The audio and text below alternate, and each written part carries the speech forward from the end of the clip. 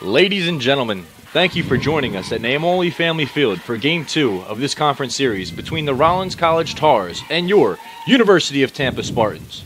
My name is Dominic Galone, alongside Christopher Francisco. We are back for a beautiful afternoon in Tampa Bay.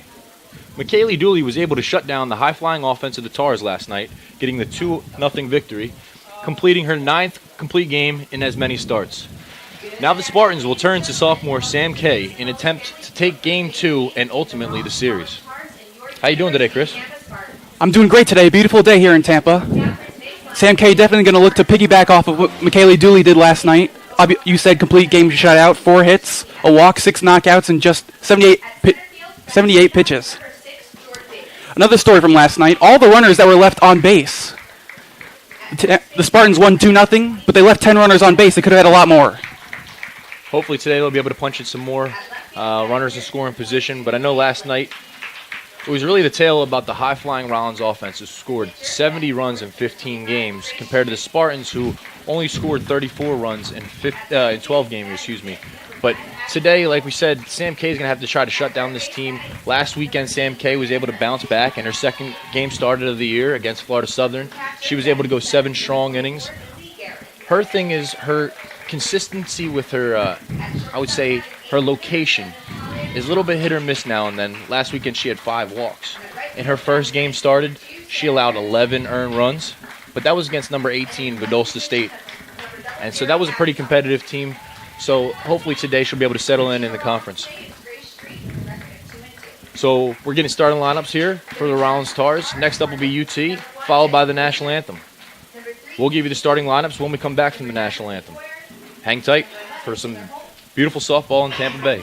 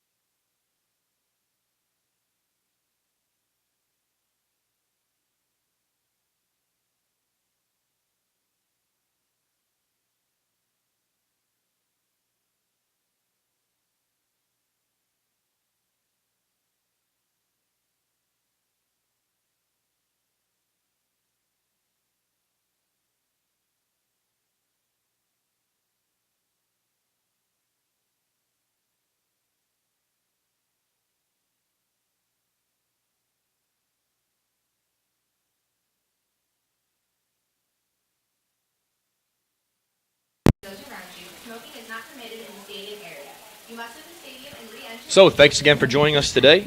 My name is Dominic Malone alongside Christopher Francisco. We'll give you the starting lineups here for both teams. For the Rollins Tars, leading off, Jordan Davis. In the 2-hole, Chandler Middlebrook. In the 3-hole, Bree Lint. Batting cleanup, Grace Street. In the 5-hole, Abby Sexton playing second base.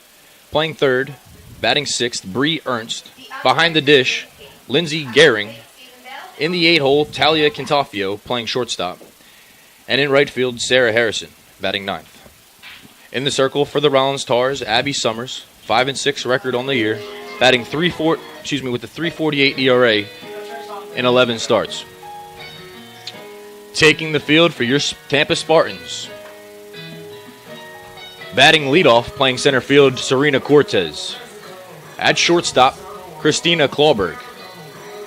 As designated player, after a heck of a start last night, McKaylee Dooley in the 3-hole. At third base, the freshman, Bailey Phillips. Behind the dish, Maddie Farrell. In left field, batting sixth, Shelby Press. At first base, the other freshman, Emily Jansen. At second base, we have Erica Matic. And in the 9-hole, Lauren Pasco playing right field. Taking the mound today for the Spartans, the sophomore, Sam Kay. She's got 2 starts on the season, 0-1 record so far. Although her last start, she did go 7 strong innings, in part to a 9-inning loss against Florida Southern. Okay, not much experience so far in her career. She pitched just an inning and 2/3 last season. Yeah, just an inning and 2/3 last season. She came on in relief a couple times, kind of just helping out Dooley here and there to close out an inning so then Dooley can get some rest to come back for the next inning. And Jordan Davis will be at the plate to lead it off for the Tars.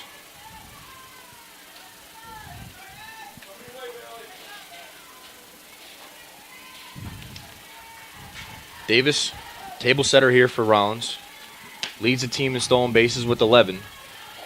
So she's definitely going to be one to look out for if she gets on the base paths. As Sam Kay will roll the first one into the backstop for the first ball of the game. 83 degrees at first pitch. A lot less humid. Much drier heat. And it'll be a strike on the outside corner for Sam Kay. First strike of the afternoon. Seems like the wind's blowing a little bit out today. The ball could definitely fly a lot more. Compared to last night, it seemed like the ball was dying.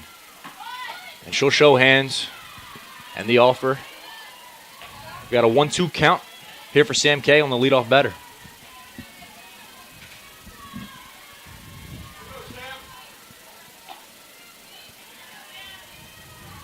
A 1-2 pitch. Just a bit high. Jordan Davis, the left-handed batter, using the slash approach.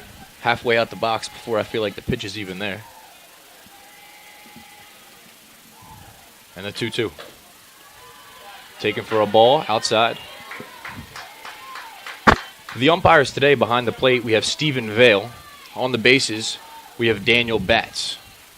And hopefully Sam Kay will be able to shut down the Rollins bats. 3-2 pitch. Chopped right back to Kay, and she'll toss it over to first for the first out of the ball game. That's a good start for Kay. She didn't want to walk the first batter. As we mentioned, Sam Kay has a little bit of a location issue, per se. She's got 10 walks and only 2 starts. So hopefully she can limit those today. Free passes will kill you. 1 away for the Spartans. First pitch outside.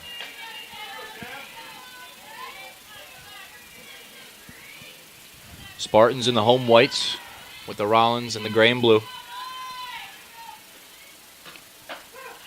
Pitch painted on the outside corner. 1-1 count to Chandler Middlebrook. Sam Kay takes a little bit off of that one, and Middlebrook fouls it off to the right side. It was a good pitch, but it still floated over the middle of the plate. She doesn't want that pitch right there. It was almost a helicopter. Absolutely. I'm going to probably put that one in the dirt next time. The 1-2. Fouled straight back. Middleborough right on that pitch. Just missed it.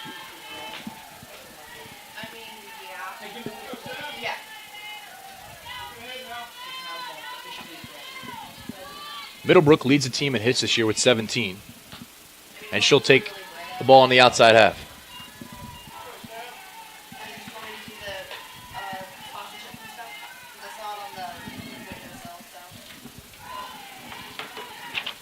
Two count with one away.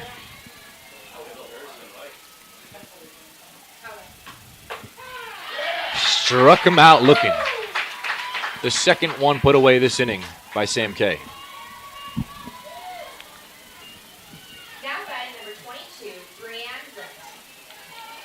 Brianne Lind at the plate in the 3-hole for the Tars.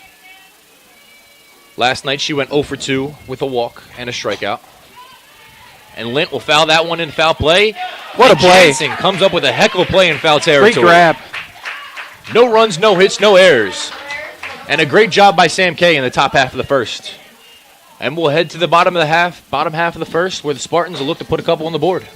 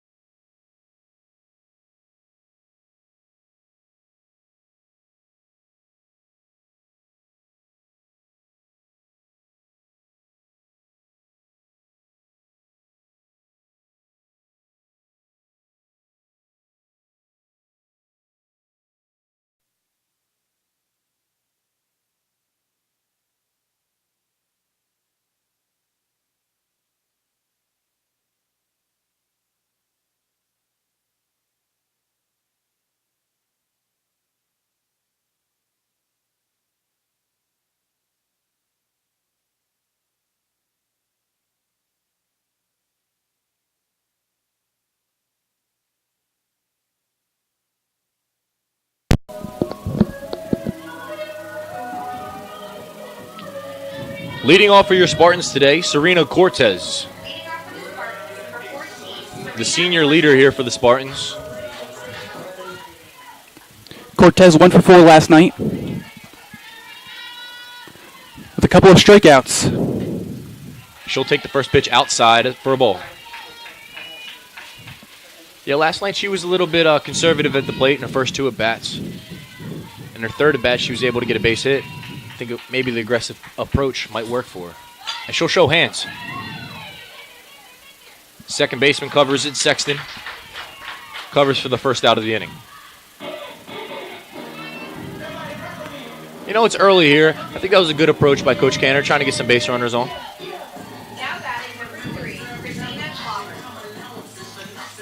Now at the plate, Christina Clawberg. Drove in the winning run last night with what was a bases-loaded walk. It was actually the first run.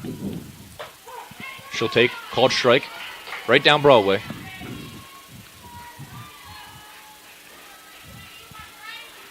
Clawberg batting .324 on the year. Junior out of Tampa Catholic, missed some time. Almost all last year. She'll foul the second pitch straight back.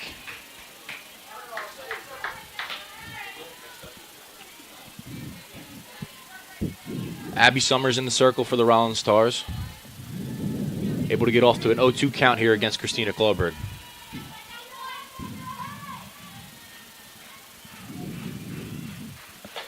The 0-2 is a ball. Just a bit up.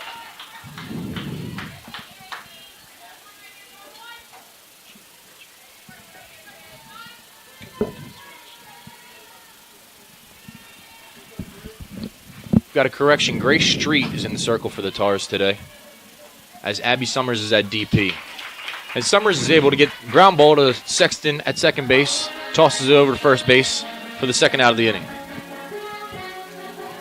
batting number 9,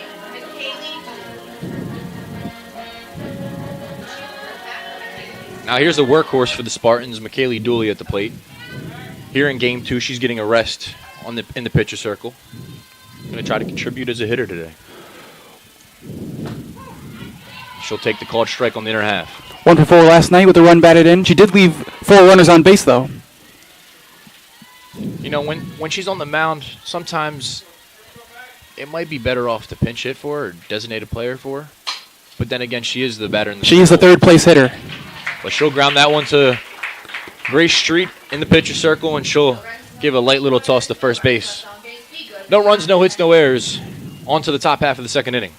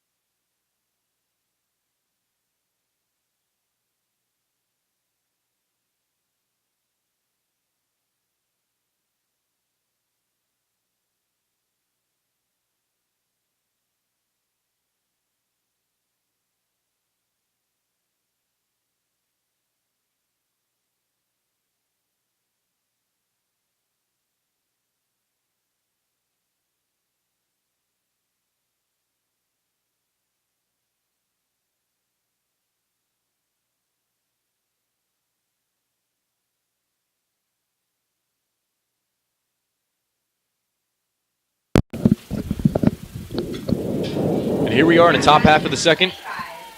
Grace Street will take the plate for the Rollins Tars. She is the pitcher this afternoon for the Tars. She's 2-2 on the season, 36 innings pitched. And she'll ground one right back to Kay, who flashes the leather and tosses it over to first base for the first out of the inning. Sam Kay looks like she's trying to find a groove here early on.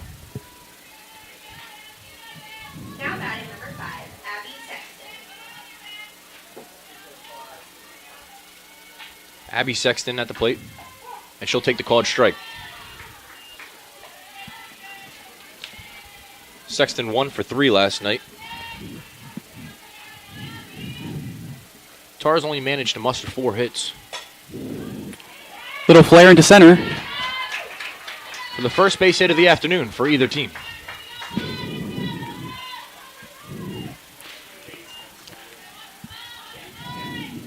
Now batting third baseman Bree Ernst with 1 runner on. Now batting number 8, Brianna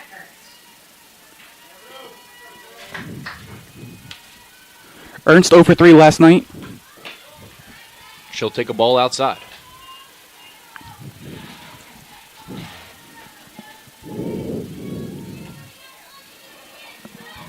Sexton on first.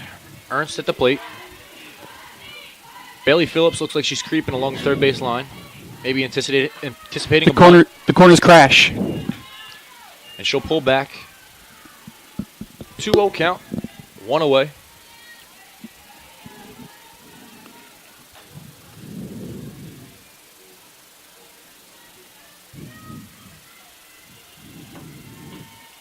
Ernst shows hands, and she'll foul it off.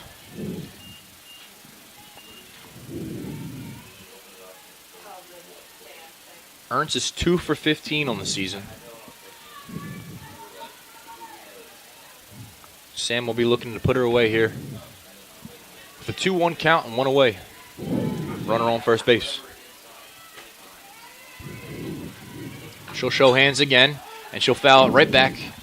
And as it makes contact with Maddie Farrell.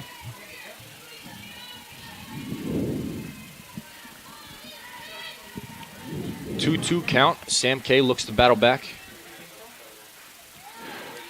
The Tars are just trying to scratch a run here. Get some confidence.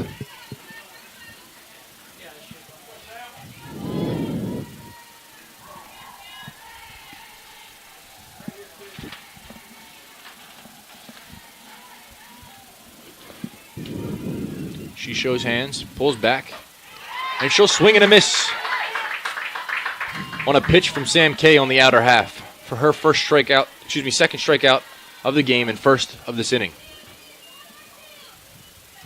2 away for the Spartans as Lindsey Gehrig takes the plate. She did not play last night, and she'll be behind the dish for the Tars this afternoon. Good That's a called pitch. strike on the outer half.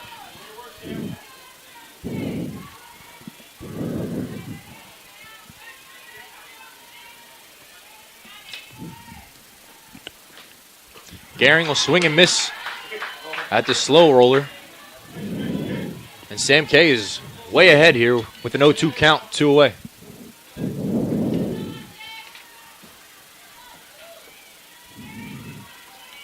Wind up the pitch just a little high for a nice waist pitch.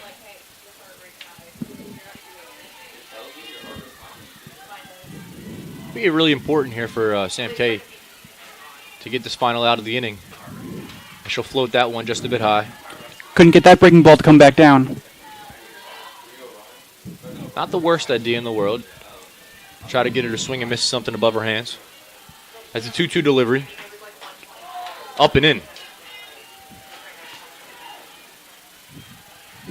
3-2 count with 2 outs. Sexton will be off on the pitch. And Kay will look to put away Gehrig. With the 3-2 offering, fouled straight back.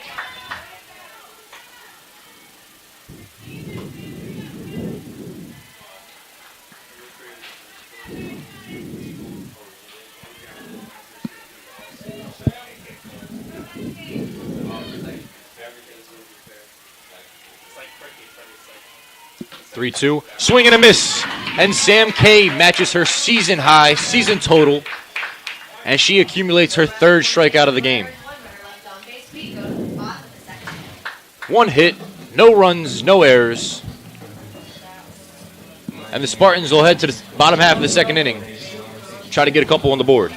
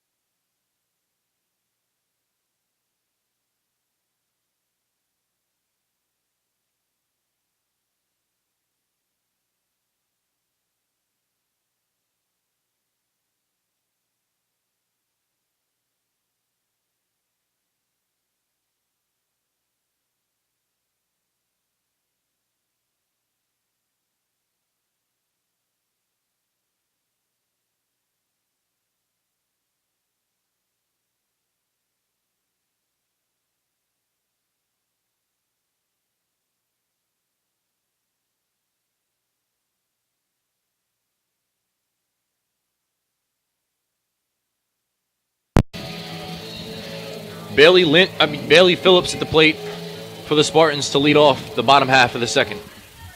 1 for 2 with a walk last night and a strikeout. Phillips, the freshman. She'll take the first pitch for a ball on the inner half. The freshman leads the team in walks this year.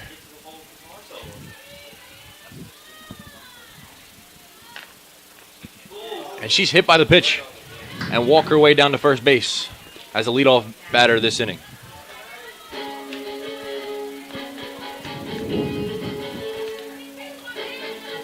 Now batting number 54, Maddie Farrell.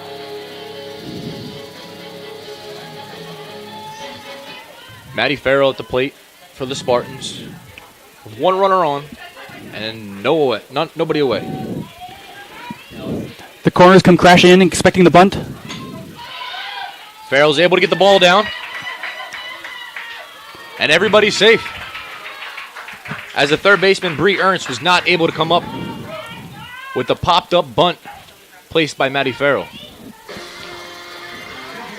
That'll be ruled as a hit, as it was a tough play as Ernst charged. And the ball just went off the tip of her glove.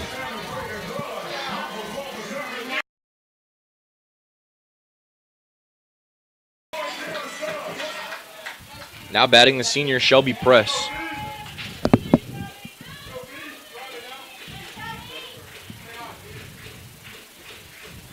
Press batting .303 on the year.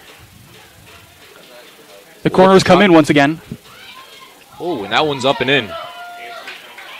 And the runners will advance one base apiece. Ducks on the pond here for Shelby Press. That pitch came way up high, almost hit her in the head.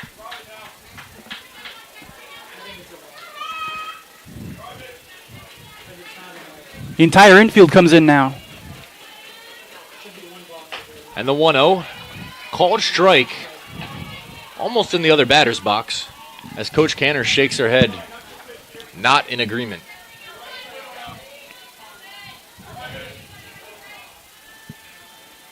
One pitch coming from Grace Street. And that pitch is up.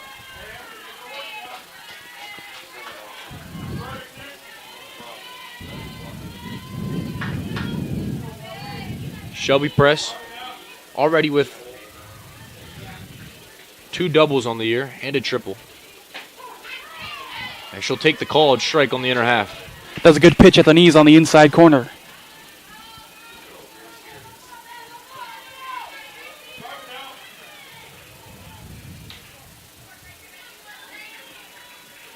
Two count. The delivery. And Press fouls it straight back. Just trying to stay alive on that pitch. I mean, after the first called strike, she's kind of got to swing at anything here.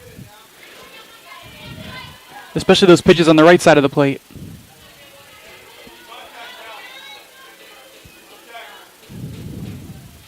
They'll wind up the pitch. And Press does it again. Fouls it off to the right-hand side.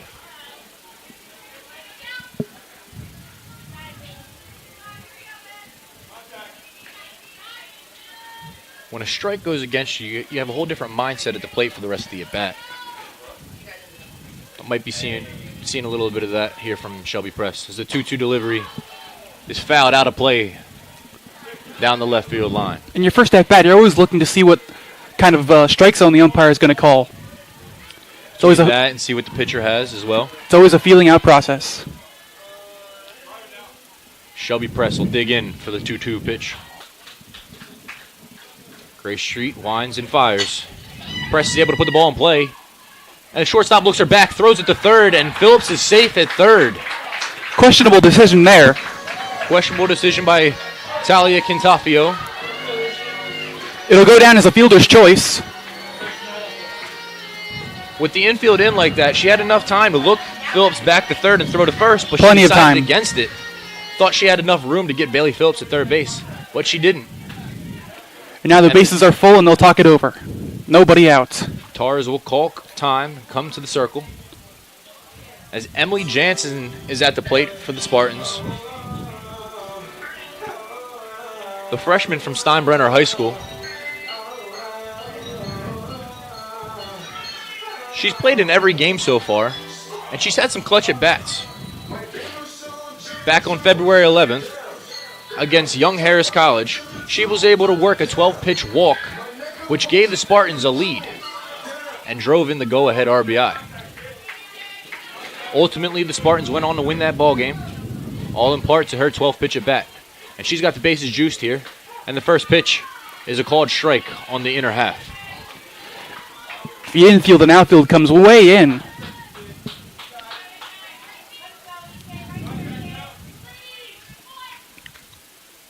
Jansen fouls that one straight back, and she's in a hole 0-2. Jansen was able to get her first collegiate hit last weekend against Florida Southern. Hopefully she'll continue that trend here. With the bases juiced, nobody away. The 0-2 pitch fouled off behind the dugout. If she hits one in the gap, she could score all three. Yeah, with Shelby Press at first base, she's got some wheels. She'll be able to score here. And the outfielders are shallow, so if the ball gets hit into the gap, they're running for days. The 0-2 by Grace Street. And it's a called strike 3 by home plate umpire Stephen Vale. That's tough there to go down looking with the bases loaded.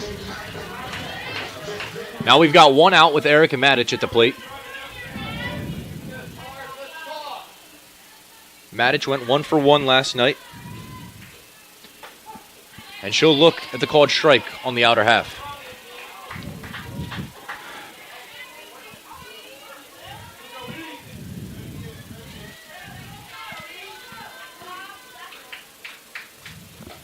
The 0-1 is up. Way up.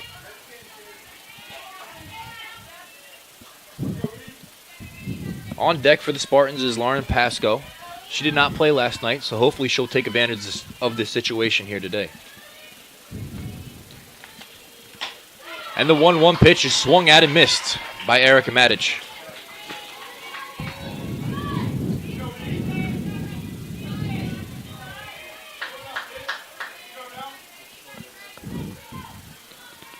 One ball, 2 strikes, 1 out. And Matic will swing and miss at a pitch out of the strike zone, which will bring up Lauren Pasco with the bases loaded and 2 away. Spartans can't afford to go home empty here. They need to score.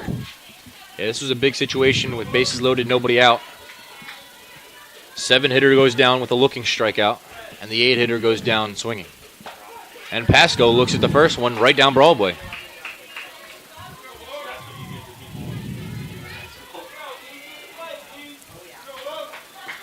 Lauren Pasco 3 for 7 on the year so far with 3 RBIs. And she'll swing and miss. And she's down 0-2.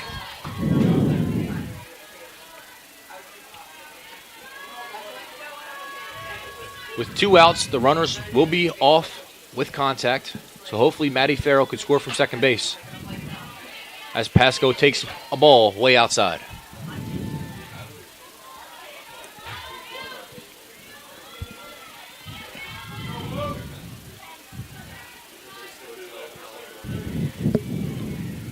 The 1-2 is on the inner half, and that'll be the 3rd strikeout in a row for Grace Street as she works out of a bases-loaded jam with none away. Spartans not able to get any runs there in the bottom half of the second, and we're headed to the 3rd 0-0 ball game here at Namoli Family Field.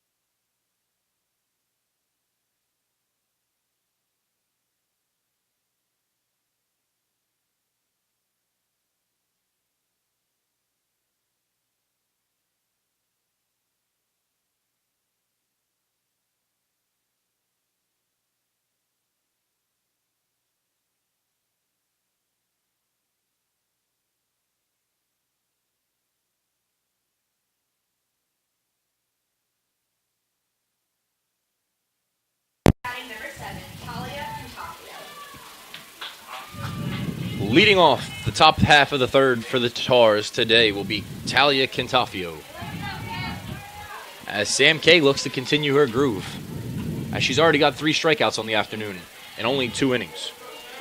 First pitch will be a ball.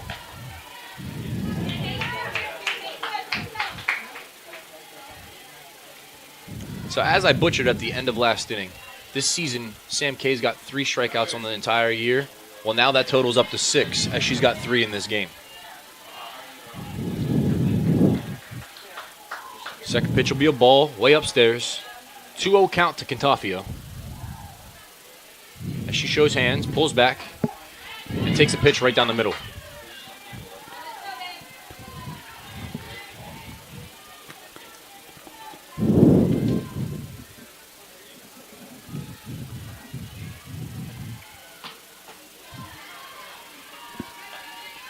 That'll be a ball.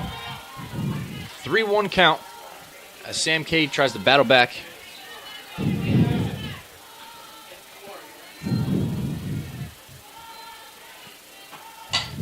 Catafio. Nice play at third. Phillips grabs it, scoops it, and not able to get the out at first base. Just not enough time to get up and make the toss. That was a great snag by Emily Jansen at first base. Able to stop the ball from going behind her. And now at the plate is Sarah Harrison, the right fielder for the Rollins Tars.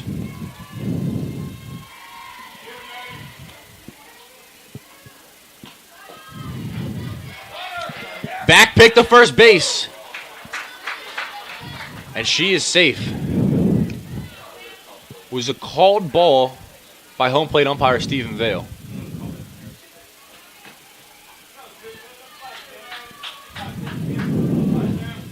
That was a great throw by Maddie Farrell. And the 1-0 offering. She does offer. And we've got a 1-1 count. Head coach Michelle Frew wants to speak to young Sarah Harrison, as maybe the signs were not relayed as she wanted.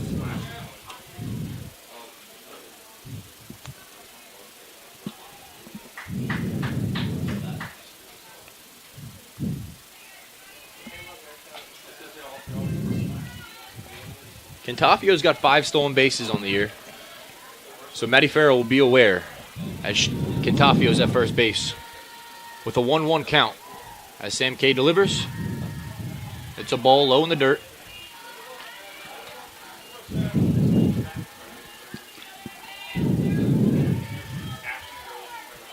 Bailey Phillips tells her other infielders it looks like she's going to be swinging away here. As Harrison will slash.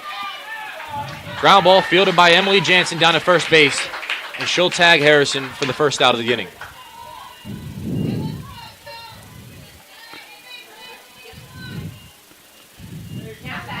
Back at the top of the order, Jordan Davis at the plate.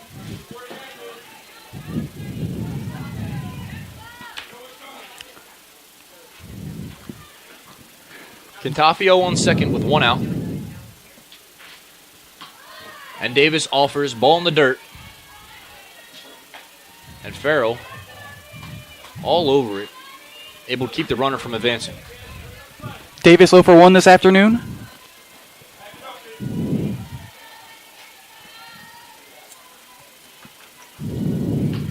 Davis offers. Not able to get the bunt down. Back in the first inning, she grounded out to Sam K for the easy out. And last night, Jordan Davis went 2 for 3. So definitely the leadoff hitter, something to beware of. As she'll foul that one away on the bunt offering. 1-2 count. 1 down. Beautiful afternoon to play, too. Great afternoon. Sun is shining. The grass is green. What else could you ask for? We've got a little bit of a breeze, too. As Davis grounds it to shortstop. Clawberg from her knees. And the umpire calls her safe. Umpire Daniel Batts was across the field behind Clawberg, a little bit out of position. And Coach Canner has something to say about it. Another good play from the left side of the infield. Just not enough time to get up and make the throw. Bang, bang played there at first base. 2 runners on for Chandler Middlebrook.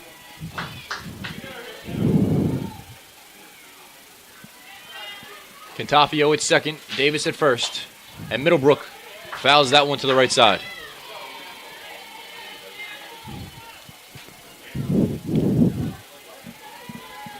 Kind of tough situation here for Sam K. Able to get 2 ground balls and both runners reach base.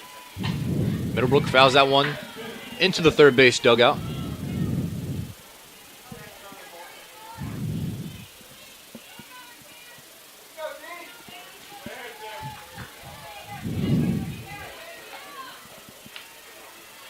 Middlebrook struck out looking in the first inning as Sam K delivers the 0-2, and it's a swing and a miss. The second strikeout of the game for Middlebrook, and the 4th of the afternoon for Sam K. That was a good pitch by K. Kept it away, 0-2. No reason to throw one right down the middle or even a strike. Absolutely correct. And now at the plate will be Brianne Lint. Popped up in foul territory in her first at bat. And she'll take the called strike on the outer half.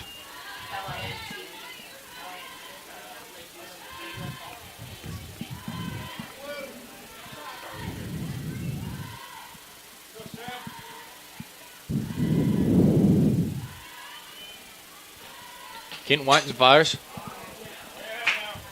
And Lint will foul ball into the bullpen down the right-hand line.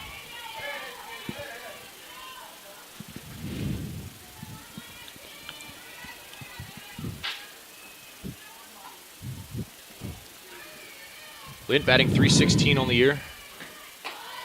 Watches the 0-2 pitch up and at her eyes.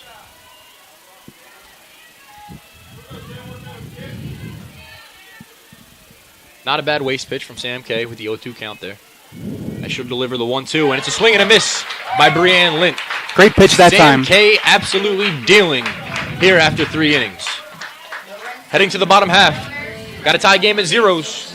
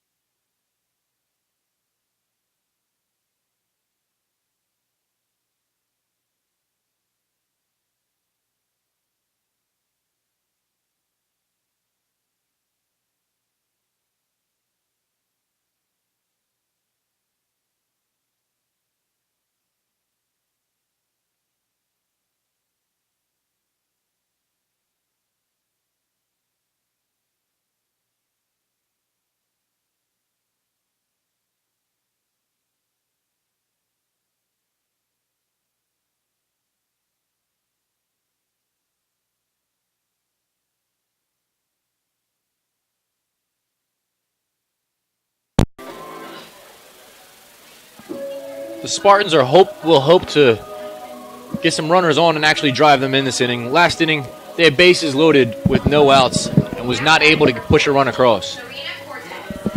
Top of the order here for the Spartans with Serena Cortez at the plate. Hopefully for the Spartans it doesn't come back to bite them. Definitely be a tough situation going against this high-flying Rollins offense. Cortez fouls it right over the first baseman's glove in foul territory. And she has life.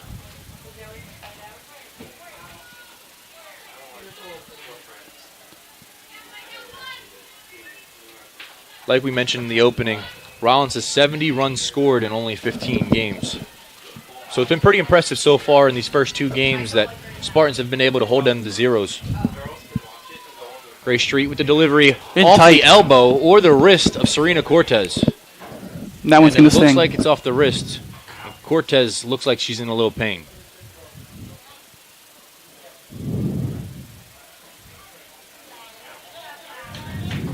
She'll make her way down the first base line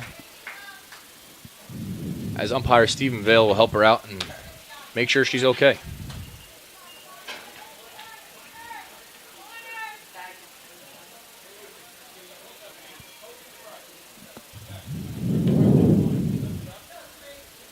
Serena Cortez missed some time last year with a left leg injury.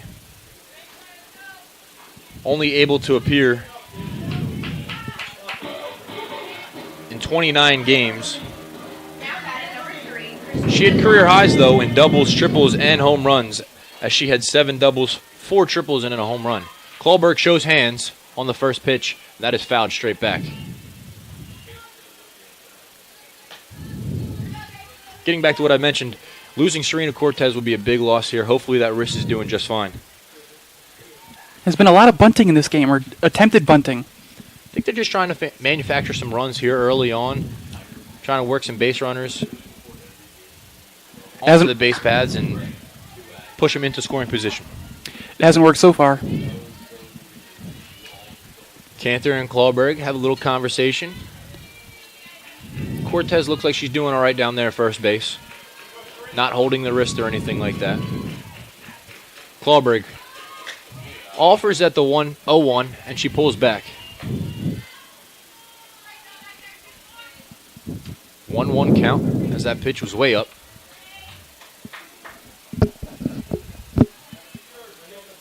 Clawberg shows hands, pulls back, shows hands again, and that one's fouled straight back off the catcher's glove.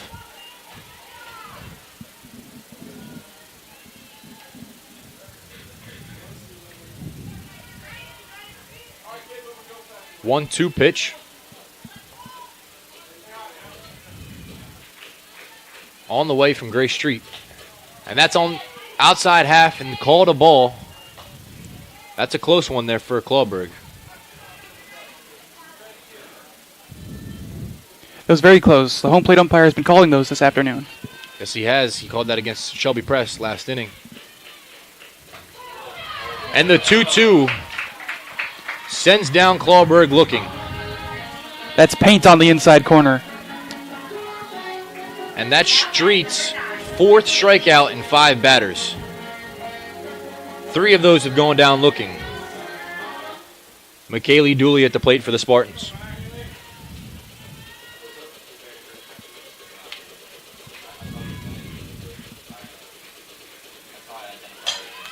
Dooley swings at the first pitch. And bobbled by the first baseman. She's able to squeeze it. And then she turns and fires to Abby Sexton covering first base. But they were not able to get the double play. Missed opportunity to end the inning. Cortez was running on the plate, and she didn't realize that the ball was popped up, and the first baseman made the catch in foul territory. She could have been doubled off very easily. Very easily. And Dooley's been aggressive today at the plate. But she hasn't been able to drive anything past the infield. First at bat, chopped back to the pitcher, and that one fouled out in the first pitch. And the first pitch to Bailey Phillips was in the other batter's box. It was called a strike. And she even looks back at umpire Stephen Vale, kind of confused, as that was nowhere close to the strike zone.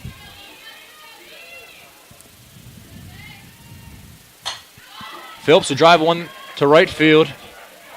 Harrison under it, and she'll record the final out of the inning.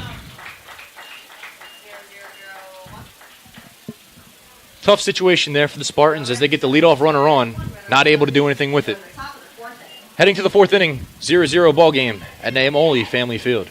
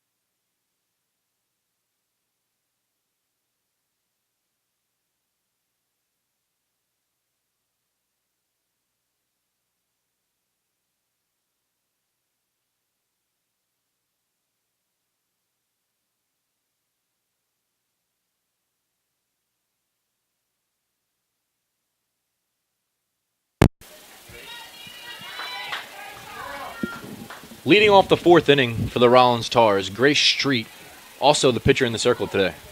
As Sam Kay winds and fires, and that one's hit right back at her. Sam Kay on her toes this afternoon as she records the first out of the inning. The third ball hit right back to the mound, or the circle. Close enough. Grace Street did the same thing in her first at bat. Now batting number 5, Abby Sexton. Abby Sexton at the plate for the Tars. She was able to driving the first hit for the Tars in the second inning, as she'll watch the first one low and away.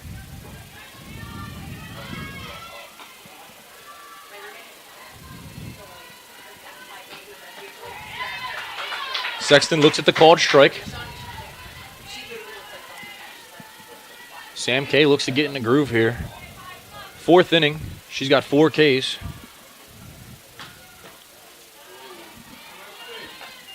Excuse me, 5 Ks. She's been rattling off so many I can't keep track. 2-1 count, the wine and fire. Just a bit upstairs.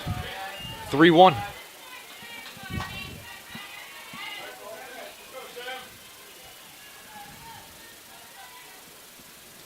Three balls, 1 strike, 1 out.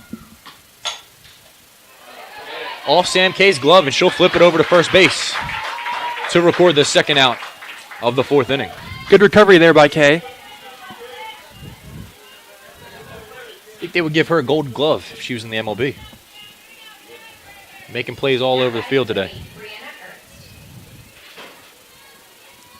Bree Ernst at the plate. Struck out in her first at bat. She'll drive one up the middle, right past the outreaching Christina Klauberg.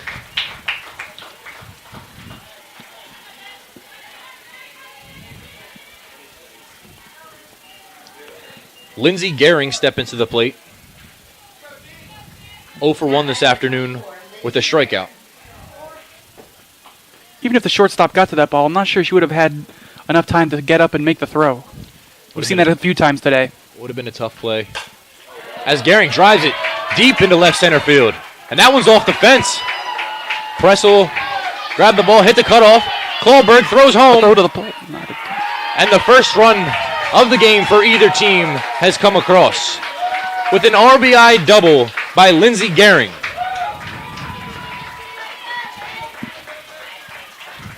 That was a heck of a drive by the catcher. Drove that one, hit about halfway off the fence out in left center field. In most stadiums, that might have been out of here. At the plate now, Talia Cantafio, the shortstop for the Tars. And I'm not sure where that one was. Even the Rollins coach, Michelle Frew, looked over into the third base dugout, expecting a reaction from the Spartans. In my personal opinion, that one was right down the middle. And that one's a ball as well. 2-0 count to Talia Cantafio.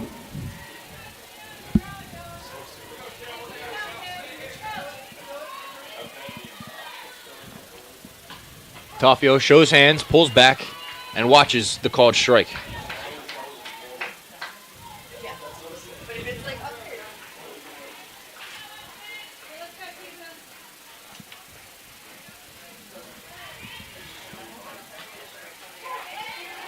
Great pitch. Great pitch by Sam K on the outer half. Taking a bit off of that one. Now she's battled back to 2-2 in the count with 2 away. Had our knees buckling up here with that bender. Cantafio, watch that one up and away.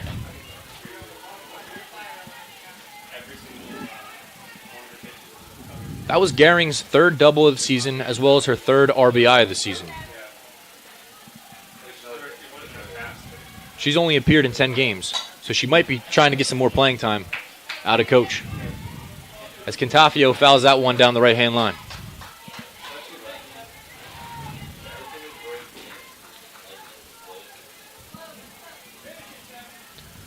Three-two count, 2 outs. Sam K looks to end the 4th inning. The wind-up, the pitch. And it's poked in through the right side. Pasco gets the ball, and she triple pumps and finally hits the cutoff in Emily Jansen. Runners on first and third with 2 outs. As the 9-hitter is at the plate, Sarah Harrison. The ball was hit too hard. No way the runner on second was going to score. However, Pasco was not able to get the ball in quickly. She knew what she was doing. She's looking the runner back. Sometimes you've got a fast runner down there at third base. She might have taken a chance scoring home. as they haven't been able to see Pasco's arm in right field so far this game.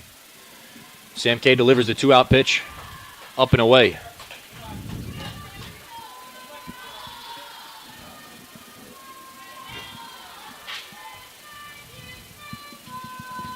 Harrison, ground ball to first base in her first at bat.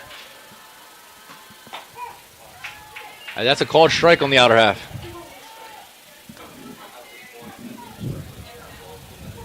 That was borderline, but especially on those pitches, it's tough for these left-handed batters with this slash approach, as the ball is practically running away from them. As you see it again, she's halfway out the box, and it's a called strike on the outer half. It's almost impossible for her to get to those pitches. If anything, she'll only get weak contact. Sam K will look to paint that outside corner. This time she'll switch it up, go inside. Ground ball to Clawberg, and not in time. Clawberg kind of sat back on her heels a little bit, as well as the wheels from Sarah Harrison, able to beat that one out. And now we've got time called by the Spartans. So they'll try to settle down their sophomore pitcher.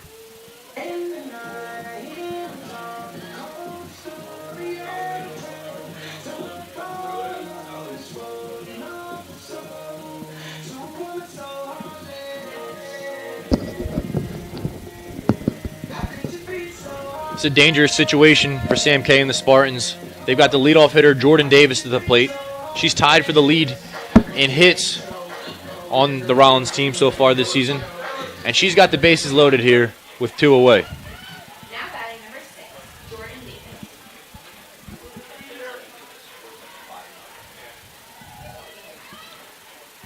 Davis with 18 hits so far this season takes the called strike.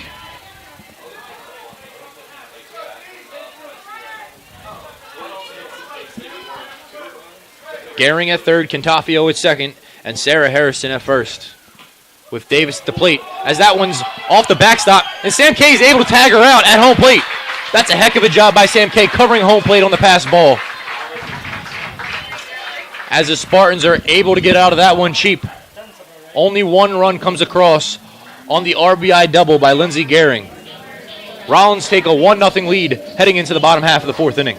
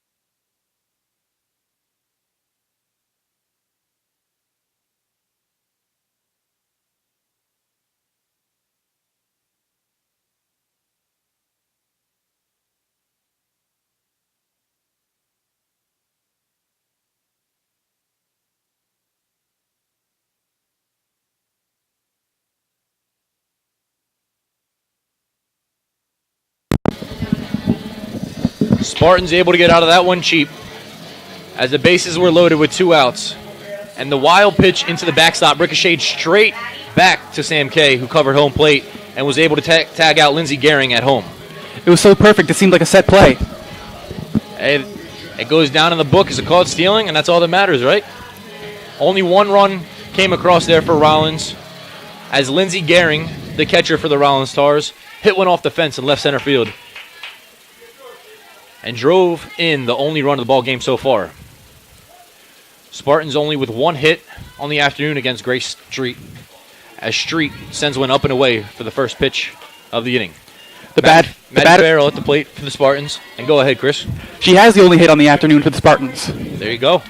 Hopefully she can continue that trend. Street delivers. Ball on the inner half. And the Tars fans are not happy.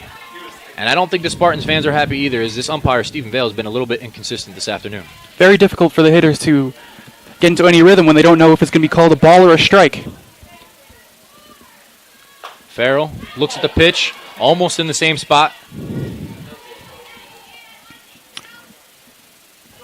2-1 count here to Maddie Farrell.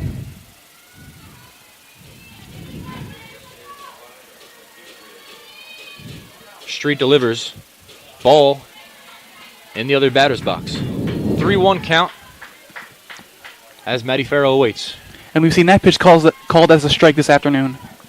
Very inconsistent. The only thing you can ask from an umpire is just to be consistent. If you're going to call the outer half, call the outer half. But you can't keep switching things up. Farrell drives one into straight center field with her second hit of the ball game and the Spartans' second hit of the ball game. Looks like Coach Canner will bring on a pinch runner here. Let the catcher take some time off.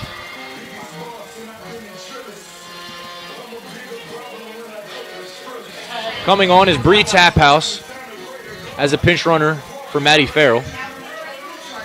And Cantor gives some words of advice to Shelby Press. Now batting number 18, Shelby Press. Great job by Farrell to get the inning started with a base hit straight back up the middle. It's the third time through the lineup for the Spartans. Excuse me, the second time through the lineup for the Spartans. So maybe they're going to be able to read what Street's doing out there and take advantage of it.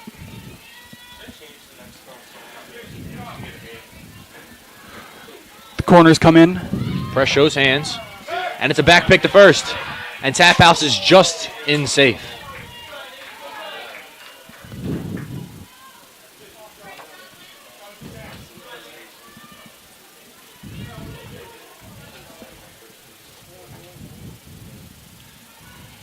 Taphouse comes on in the game in a lot of these situations to steal some bases, show off her wheels.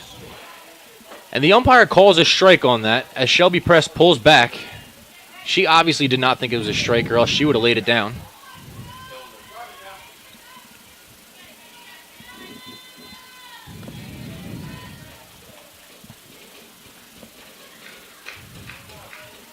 Press shows hands. And it's a fair ball. Barely stayed fair, wow. As they're able to gather the first out of the inning at first base. Good job by Shelby Press there, laying down the sack bunt.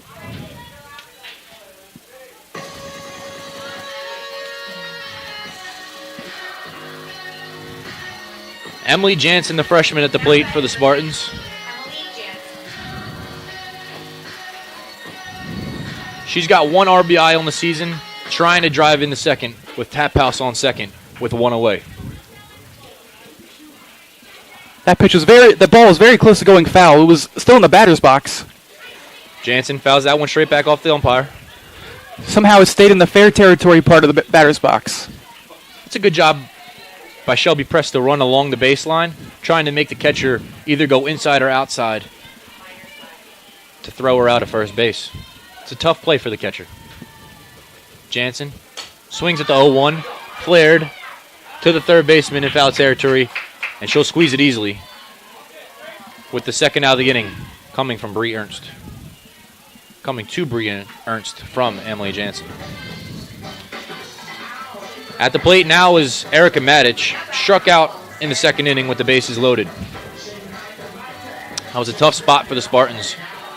Could come back to haunt them as the Rollins Tars lead 1-0 here in the bottom of the fourth. Matic looks at the first pitch on the outer half for a called strike.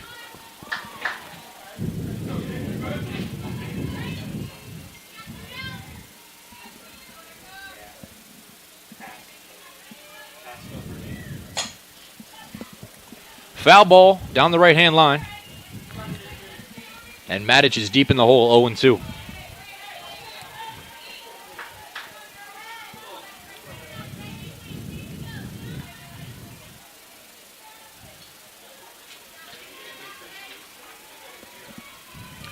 The 0-2 delivery by Grace Street. Off the hands, and Street tags Matic for the final out of the bottom of the fourth. Heading to the fifth, Spartans trail by 1.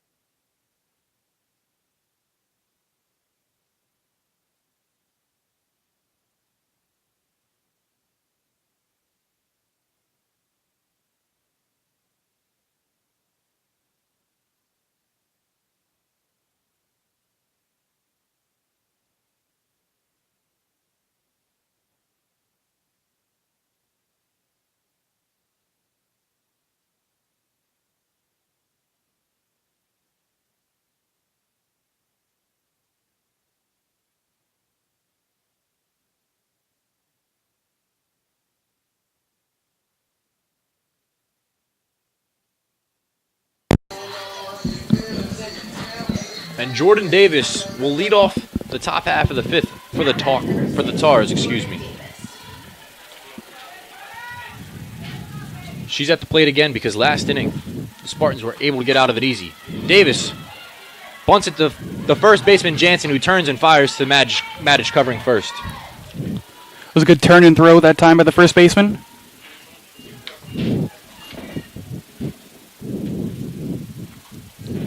As Sam K gets the first out of the inning quickly. Sam K winds and fires, and Middlebrook will foul it straight back. Middlebrook's already got 3 strikeouts in the series, 2 coming this afternoon against Sam K.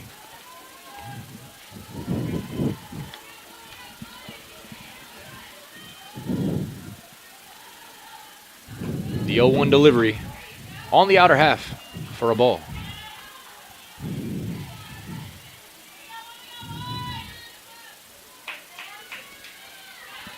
One ball, 1 strike, 1 out. Great pitch. And K takes a little bit off of it for the called strike. Completely fooled the batter.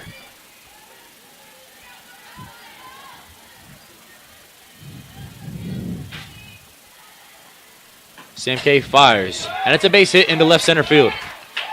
Cortez corrals it and gets it in quickly.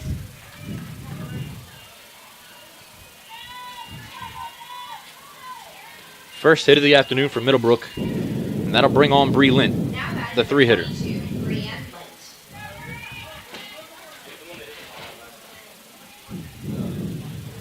And it looks like Rollins will bring in a pinch hitter here, pinch runner, excuse me. Number 14, Kara Wagstaff, will be the pinch runner for the Tars today. Pinch running for Rollins, number 14, Kara Wagstaff.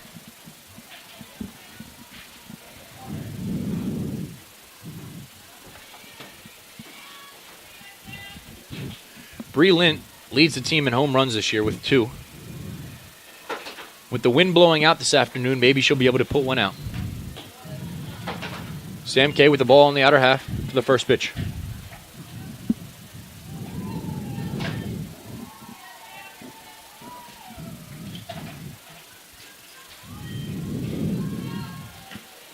Cam K fires with the called strike.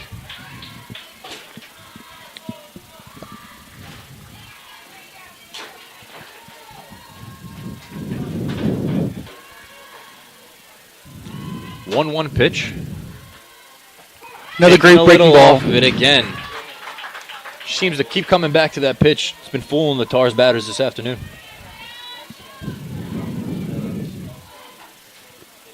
One ball, 2 strikes with Middlebrook at first. 1 away. Back to Kay, who turns, throws it to second. Clawberg at second. And she's called safe at first base as the Spartans are able to get the second out of the inning. It's a great relationship there by Kay and Clawberg, able to get the out at second base. Now batting number 25, Grace Street. It was a good try, though, trying to turn 2. Looked like it got caught up in Clawberg's glove a little bit. Otherwise, I think they might have been able to get 2 there. Lynn at first with Grace Street at the plate. That'll be a ball for the first pitch.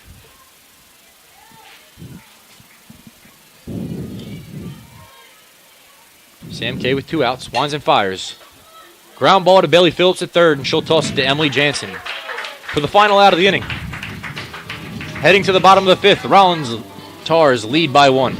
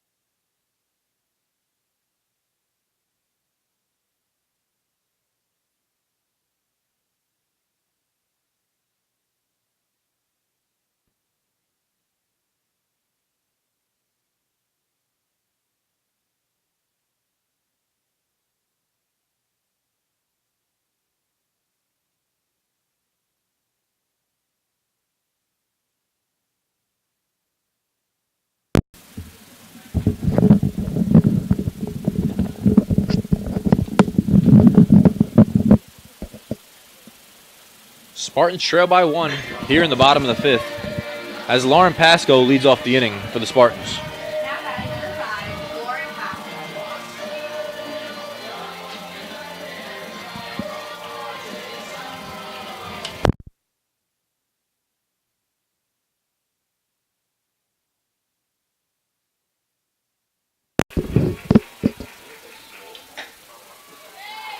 Pasco takes a ball in the outer half. That pitch has certainly been called a strike many times this afternoon. I'm going to try to stop razzing on the umpire a little Yeah. bit. I've been a little bit brutal this afternoon. It's okay. I think he's been doing it to himself, though, to be quite honest. And that's a ball in the inner half that we've also seen called a strike. Pasco this year, 3 for 8 on the season. She's able to get her first collegiate hit back on February 11th against Young Harris College. And that's a strike. Not sure if it was called or on the swing. And now Rollins calls time as head coach Michelle Frew wants to talk to her catcher, Lindsey Gehring.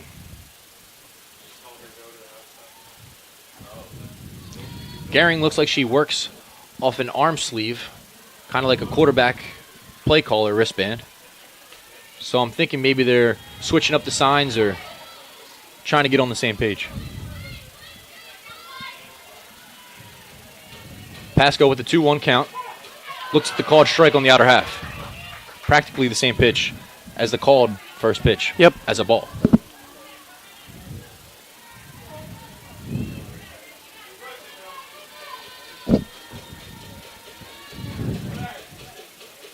The 2-2 to Pasco, and she'll swing and a miss.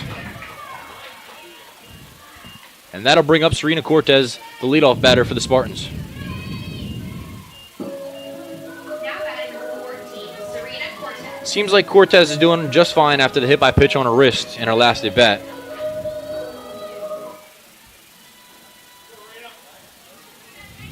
Third baseman charges a little bit. First baseman's creeping as well. And that she one's gets hit off the again. hip of Serena Cortez. She's a magnet this afternoon.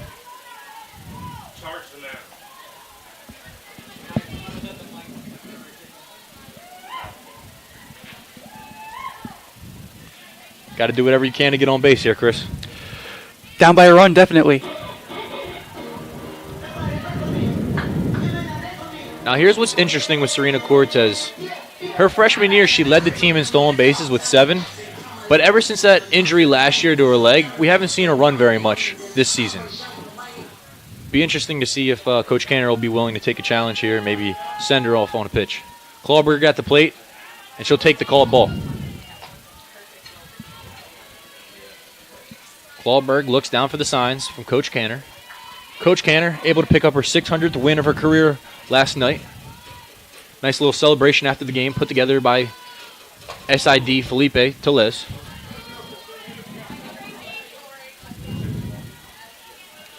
And that's a ball up and in.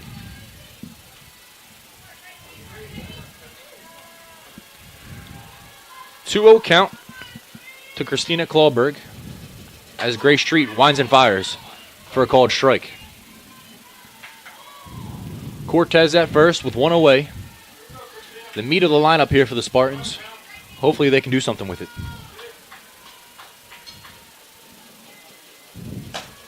Clawberg posted in the right field. Harrison underneath of it. And she'll gather it for the second out of the inning. And here comes McKaylee Dooley. Normally one of the better hitters on the team, but she hasn't looked too great so far in this series. Able to get 1 hit last night, but this afternoon she struggled at the plate, grounding out to the pitcher in her first at-bat and fouling out to the first baseman in her second at-bat.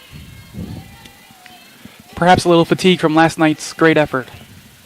Quite possibly after Dooley went a complete game, 7 innings, 5 strikeouts, only allowing 1 walk, 4 hits.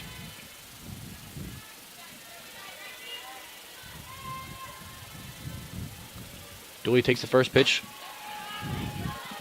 Called strike, and then that one upstairs for a ball.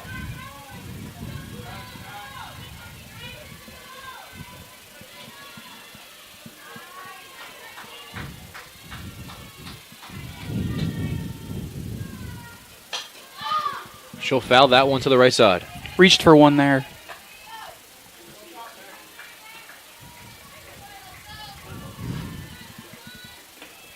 Dooley's trying to continue the success from last season as she was named all first-team conference in the SSC.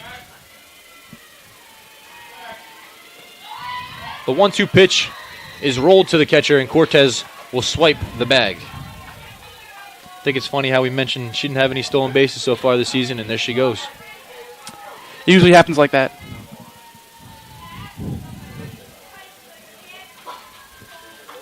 Two balls, two strikes with two away, and Cortez at second. Gehring misses the pitch from the head coach, so she'll ask for it again. The 2-2. Dooley watches that one up and away. Big spot here for Dooley. As she was able to drive in a run last night with an RBI single, quite possibly she might be able to do it again. The 3-2. Dooley pokes it in the right side. Harrison coming up throwing as Cortez rounds third. And she is hosed by Harrison at the plate. A heck of a throw by the right fielder from Rollins Tars. As Cortez is tagged out at the plate for the final out in the fifth. Rollins lead by one, heading to the sixth inning.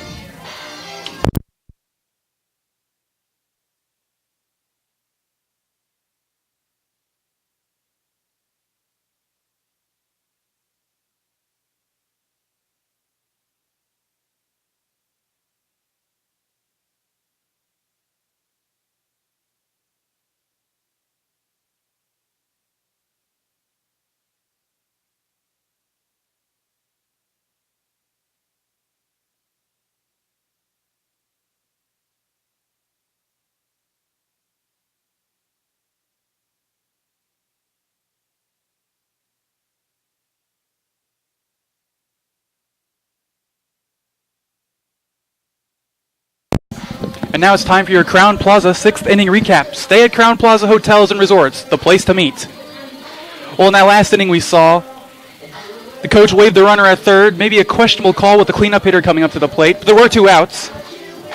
So always try to push those runs across no matter what. You never know what's going to happen. There were two outs, so I mean, as soon as the ball was hit on contact, Cortez was off. She came around third flying. She didn't hesitate at all, but it was a great throw by Sarah Harrison. Right on the money. Right on the money. Lindsey Gehrig was able to tag her out of home plate.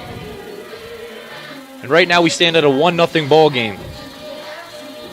And once again, those all those runners left on base by the Spartans may come back to haunt them. Quite possibly. Back in the fourth inning, Rollins was able to take a lead with an RBI double by Lindsey Gehrig. And we'll start the sixth with Abby Sexton at the plate as she takes a call ball in the outer half.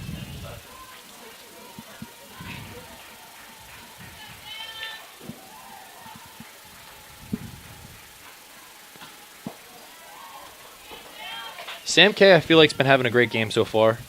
Hasn't allowed too many base runners by free pass. Only really that one double off the fence was her only mistake. That was the killer. 2-0 count. Ground ball right at Clawberg. She fields it and fires the first for the first out of the inning. Took a charity hop right into her glove. Pretty easy there for Christina Clawberg. She'll take that every day of the week. Even on Sundays. At the plate now, Bree Ernst.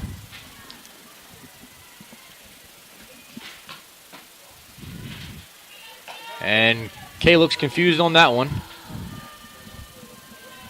as that was called a ball by umpire Stephen Vale.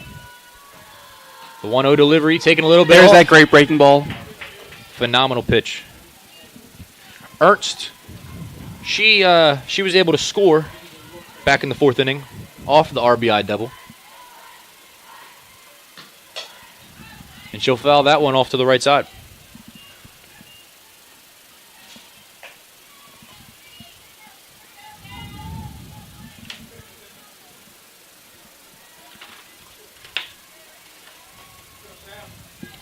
One ball, two strikes, one out.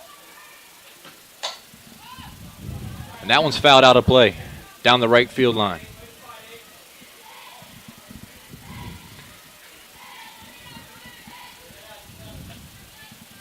Like I mentioned, Sam Kay's been pitching pretty well so far this afternoon. Through 5 innings, she's got 5 strikeouts and no walks. That's huge for her. As she delivers the 1-2 pitch, dribbled right by Maddie Farrell.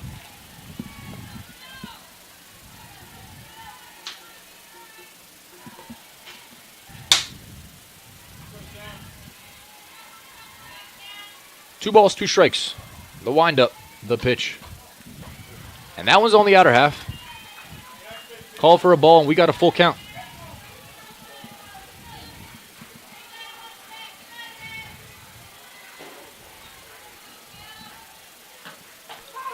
And that's a strikeout looking for Sam Kay, her 6th on the day.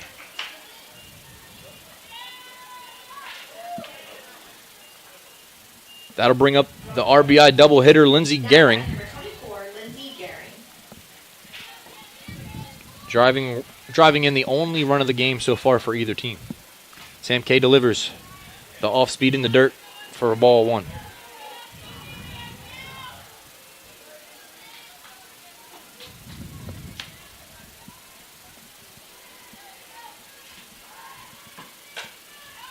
That one's fouled straight back.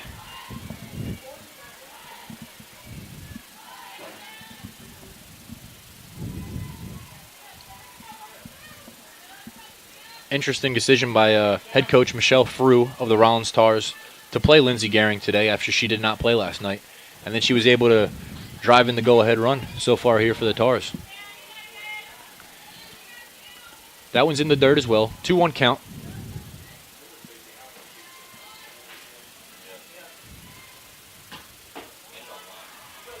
That one's a ball, low and away. 3-1 count. Here for Sam Kay with 2 away.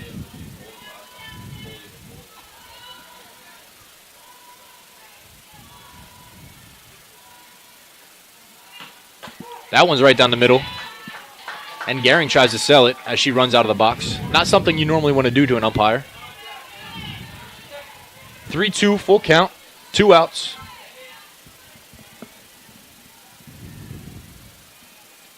And the pitch.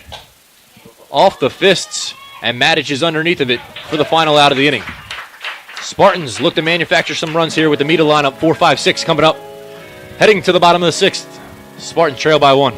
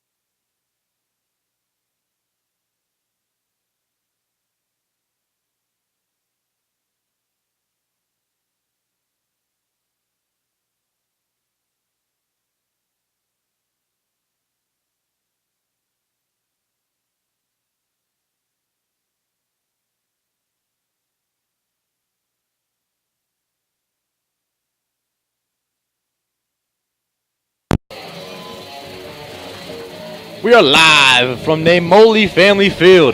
Bottom of the 6th inning, Spartans trail by 1. 4-hitter Bailey Phillips at the plate. Bailey Phillips. Try to get some early base runners here with only 6 outs remaining in the ball game.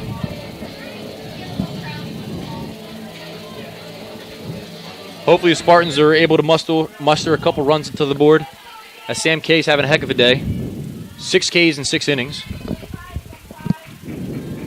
And no walks. And no walks. That's huge. Phillips looks at the first strike right down the middle. Yeah, no walks by Sam Kay.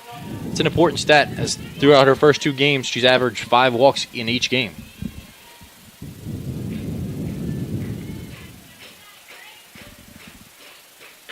Phillips looks at the 0-1 outside.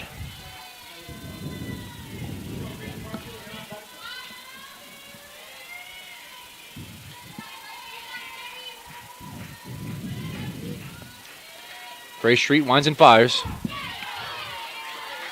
Called strike by the home plate umpire. Phillips in the hole, 1-2.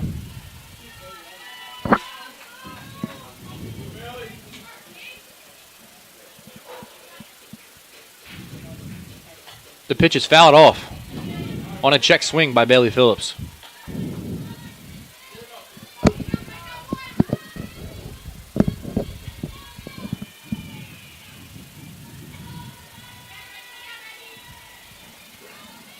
One ball, 2 strikes. The windup and the pitch. Way inside. Almost hit Phillips.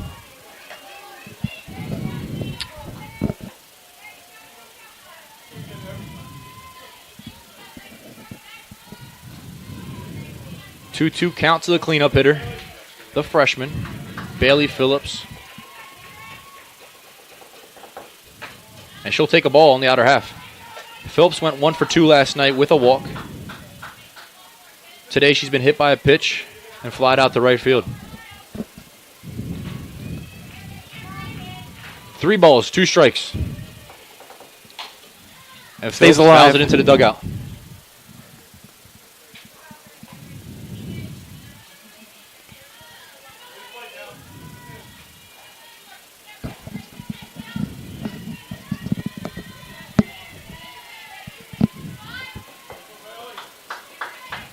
Full count here for Grace Street to the batter, Bailey Phillips. And Street delivers ball 4 on the inner half. And the catcher for Rollins doesn't agree with it either as she flips her hands, and now her hands are on her hips. All of these players and coaches have been showing up the home plate umpire today, and that just proves for both teams he's been very inconsistent.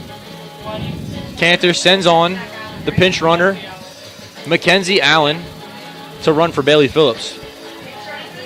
That last pitch looks a lot more inside than it would usually because Phillips stands right over the plate. So it's very close to hitting her. So exactly, but it's counterintuitive there. She's on top of the plate, so maybe that could be a strike. Exactly. Although to the umpire was so far inside, maybe that's why he called it a ball. Yeah. So as mentioned, Mackenzie Allen on to pinch run. She's got 8 appearances so far, and she scored 4 times. However, she has not scored in about 2 weeks since the game against Young Harris College on February 11th. Farrell offers, and a back pick to first base, as the second baseman, Abby Sexton, can't come up with the ball. Called strike by the home plate umpire.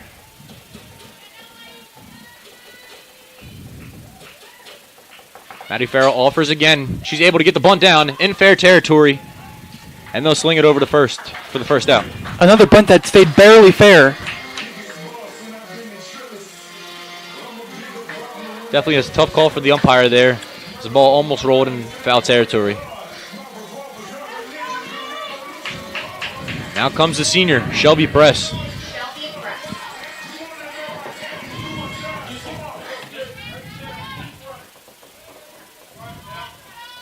Runner in scoring position. Spartans need this one. Allen on second with 1 away. Press at the plate. And that one's up and in.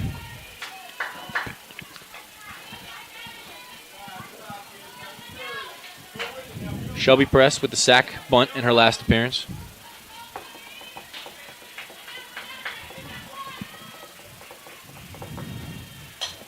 She'll fire that one straight back. She was able to reach base back in the second inning on a fielder's choice.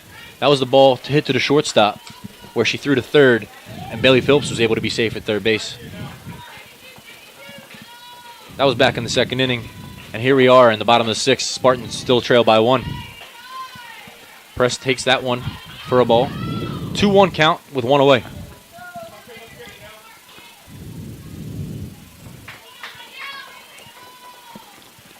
Grace Street in the circle, winds and fires, and that's a called strike. That one looked like it was in Press's wheelhouse. She decided not to pull the trigger. It was a good pitch on the inner half. 2 balls, 2 strikes, with Allen on second, 1 away. And Press swings and misses at a ball in the other batter's box for the second out of the inning. Cantor's having a meeting here with the umpire. Potentially a pinch hitter, and which it is. We've got Taylor Farrell at the plate, the sophomore, out of Durant High School. The sister of the senior, Maddie Farrell.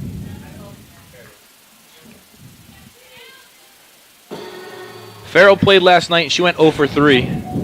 Hopefully she can get the first hit of the weekend here in an important spot as the Spartans trail with 2 outs in the bottom of the 6th.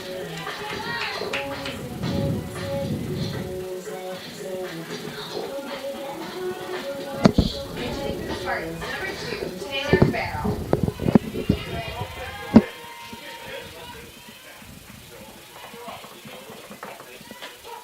First pitch called for a strike.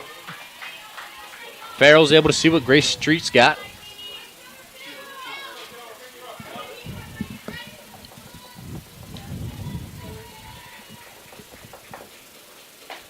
Farrell takes that one inside for a ball.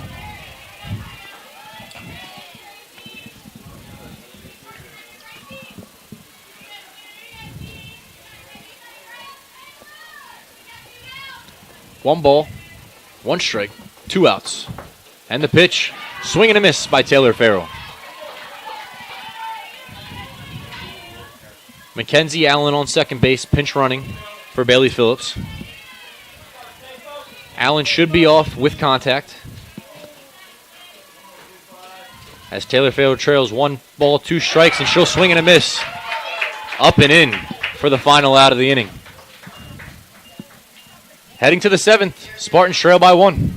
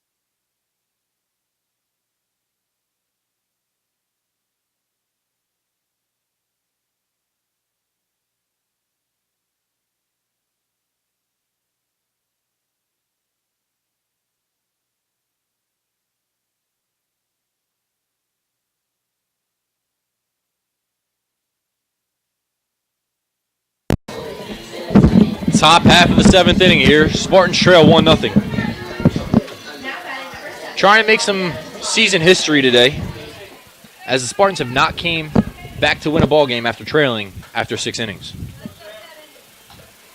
Hopefully change that mojo today with Sam K on the mound.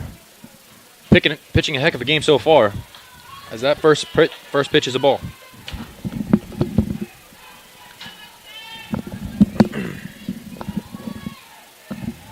Sam K with 6 Ks in 6 innings.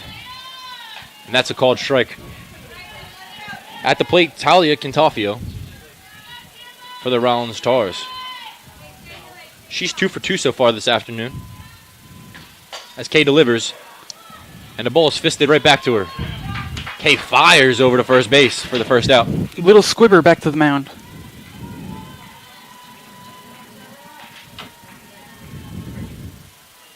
Now batting number 2, Sarah Harrison. Sarah Harrison at the plate. She came up big today. She threw out Serena Cortez to end the 5th inning. At home plate. That would have been the go-ahead, or the tying run, excuse me.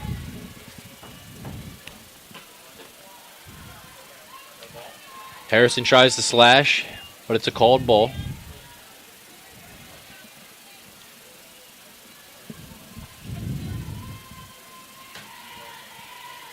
Sam K winds and fires. And it's a called strike on the outer half. Rollins is not happy with that decision by the umpire.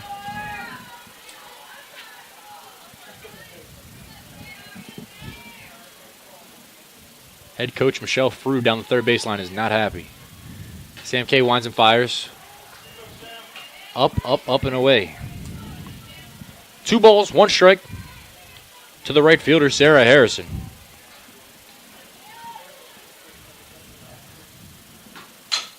And that ball is also chopped to Sam K. She turns and fires, and Jansen's not able to squeeze it. But Lauren Pasco is backing up, coming in from right field. That's a great job by her, or else Harrison probably standing on second base.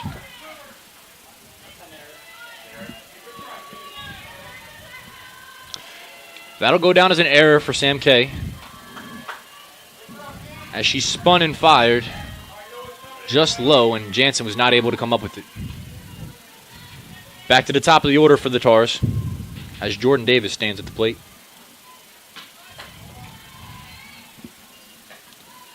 That pitch is taken for a ball.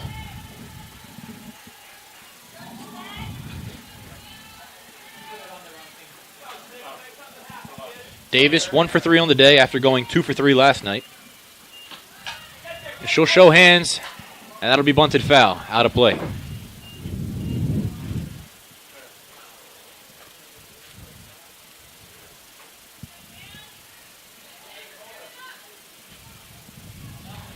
This will be huge for the Spartans if they can manage to only hold the Rollins Tars to 1-run lead heading into the bottom of the 7th. They've got Harrison on first with 1 away. Shows hands again, and she offers for a strike.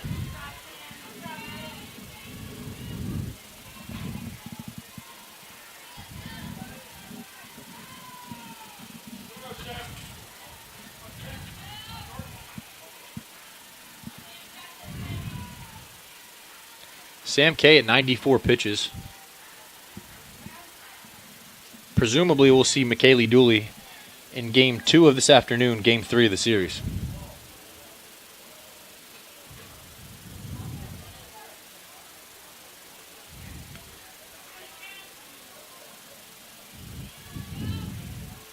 One ball, 2 strikes.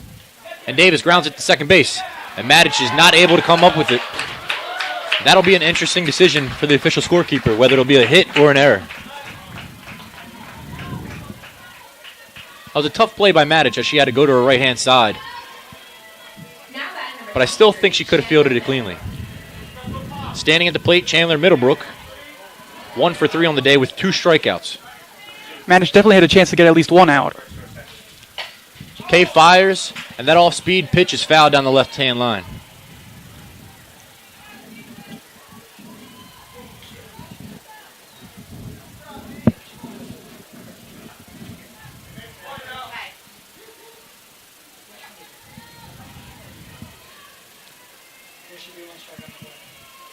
One out here for the Spartans. And we've got a 0-2 count after a called strike. Middlebrook not happy with the decision. That was a good pitch. Painted the outside corner at the I do think it knees. was a strike, absolutely. Especially compared to some of what we've seen called in the other batter's box this afternoon.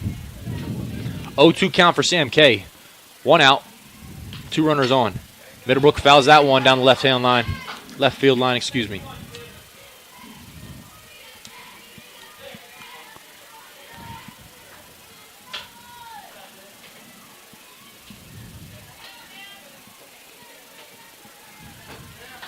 Harrison at second, Davis at first, 1 away. Sam K fires, and that one's fouled straight back.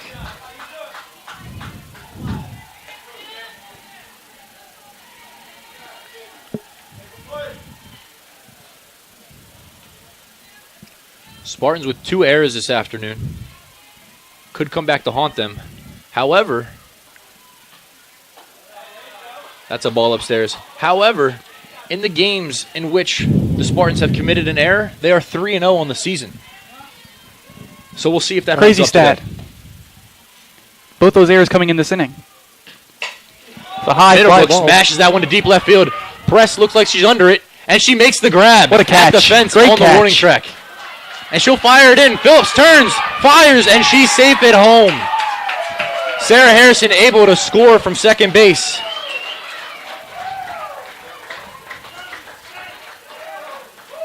A sac fly from second base. Don't know if that's out officially scored. That was a heck of a drive by Chandler Middlebrook deep into left field. Great job by Shelby Prest, able to get the ball in quickly there. Now batting number 22, Brianne Lint. Not sure Phillips was in the position and ready to be the cutoff person, ready to fire home, as she was standing on third base looking for the throw. Got time called by the base umpire, Daniel Batts, and he's coming in to speak with the home plate umpire. I wonder if they're going to try to see if she left early at second base. That could definitely be the issue. I guess we'll never know. Looks like no appeal there.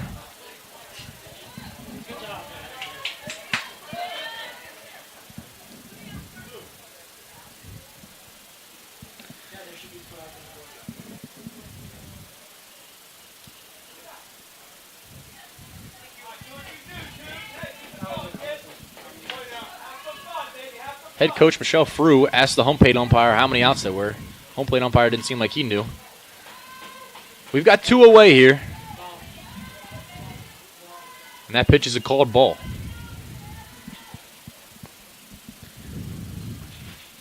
Jordan Davis on first base. As that ball is fouled out of play. Over the first base dugout.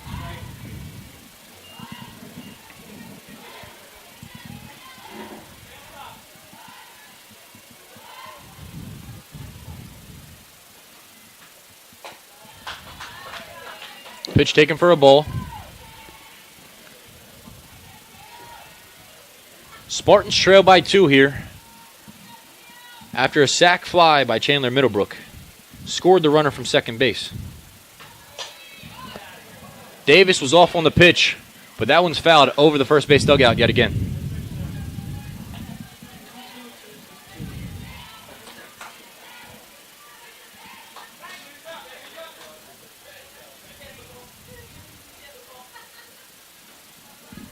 Two balls, 2 strikes, 2 outs. Spartans trail by 2 in the bottom of the 7th. Gonna have to manufacture some runs with 7, 8, 9 coming up. Kay delivers, takes a little bit off, but the bender did not come back down in the strike zone. Full count. Davis will be off on the pitch. Davis leads the team in stolen bases with 11, so she's got some wheels down there. But it's a swing and a miss by Bree Lint. Sam Kay puts her down. And we head to the bottom of the 7th. Spartans need some base runners and ultimately some runners to cross the plate as they trail by 2.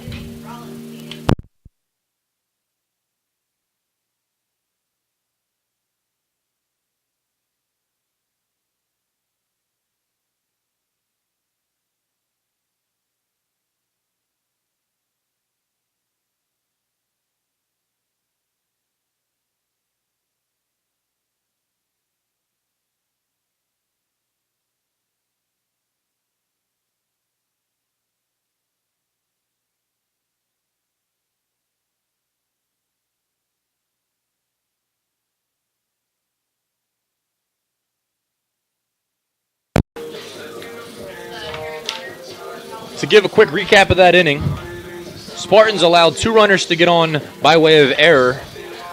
And at that point, the fly ball to left field was able to score the runner from second base, and that would go down as unearned for Sam Kay.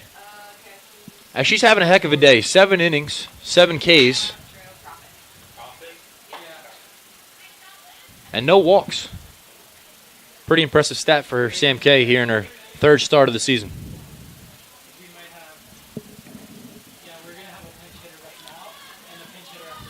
We're going to have a pinch hitter for the Spartans to lead off the inning. We are in the 8 hole here, so it's going to go 8, 9, and then 1. We'll have the leadoff hitter, Cortez, try to bring around the top of the order here. But in the 8 hole, we're going to have pinch hitter Emily Profit, who's a freshman.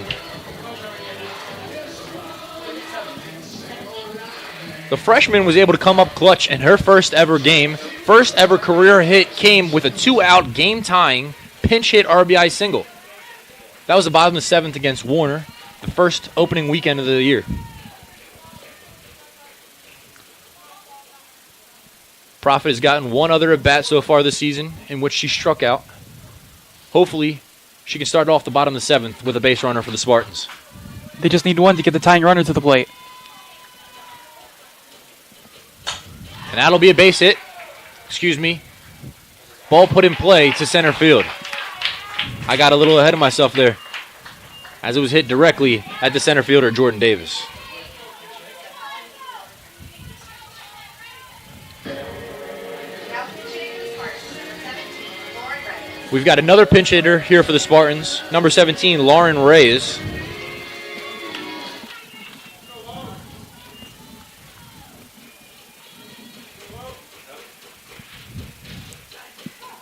Reyes takes the called strike. Reyes is 4 for 17 on the year. She's got a double and an RBI. But she's got 2 multi-hit games so far this season. Hopefully she can get 1 hit here in the bottom of the 7th as she swings and misses.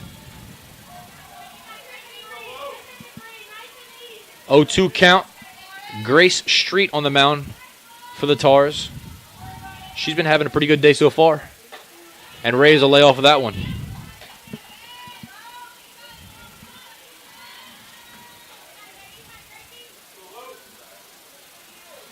Street's got 7 Ks with 1 walk in 6 1/3. And that's a ball on the outer half.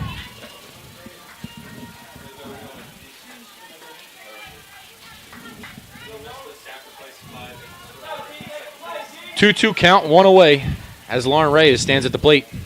And she'll swing and a miss for Street's 8th strikeout of the afternoon.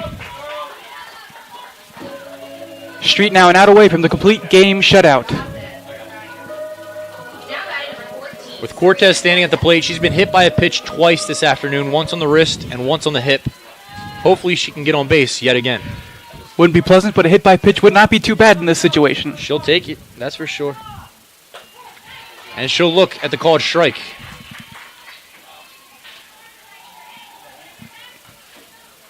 This is the situation you want to be in. You want to have the senior leader at the plate trying to prolong the game here for the Spartans.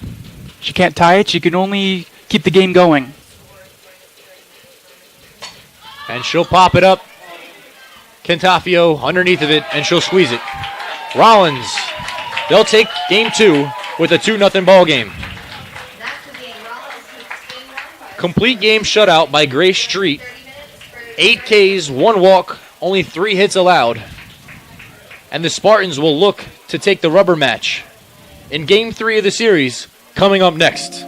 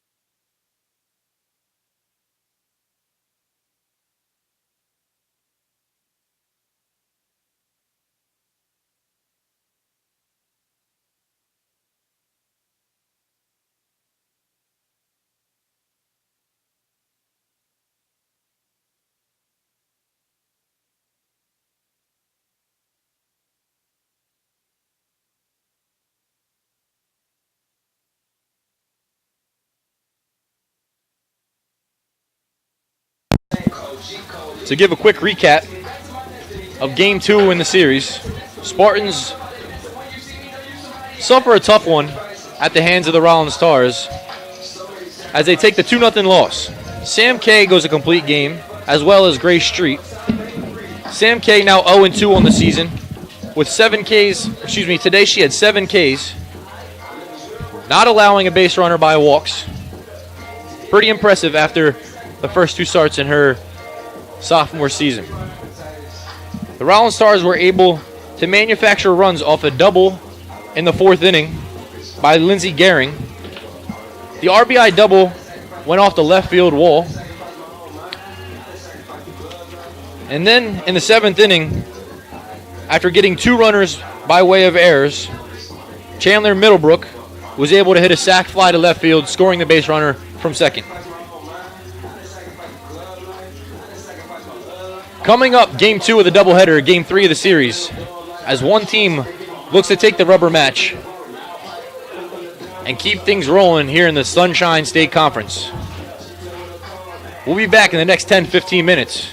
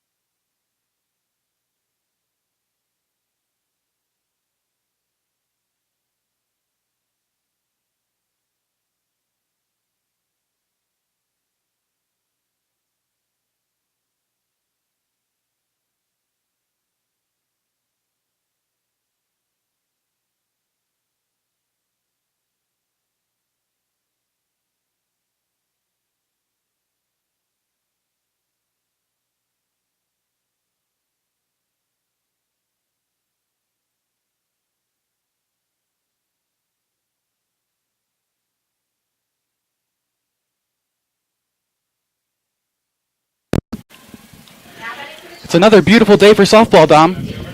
It's a beautiful day for two, as they say, and we're about to get started here. Game 2 of the day and game 3 of the weekend.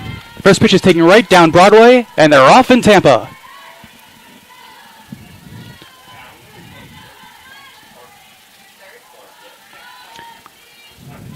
Here comes the 0-1. A bit high, 1 ball, 1 strike. McKaylee Dooley in the circle for Tampa. Kaylee Dooley is the workhorse here for the Spartans. She's 6-5 so far on the season.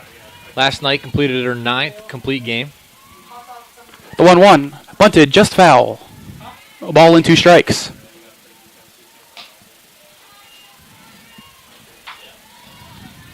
You know, the Spartans really look for Dooley to take control of this game and hopefully get them the series victory. Davis at the plate. Here's the 1-2. Fouled right back to the screen. Yeah, last game, Dooley got some time to rest. Only was at the plate for the Spartans. So hopefully in this game she'll be well rested and the velocity will be up and going. Once again, here's the 1-2. Fouled away.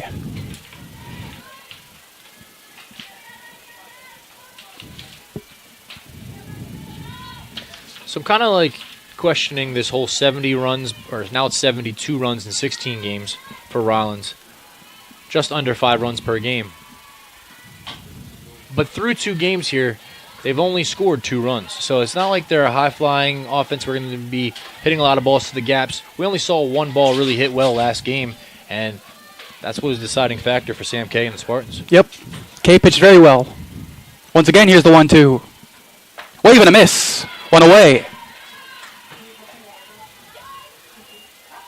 As you see now, the Rollins College starting lineup on your screen. That is a new graphic. We're very happy about it.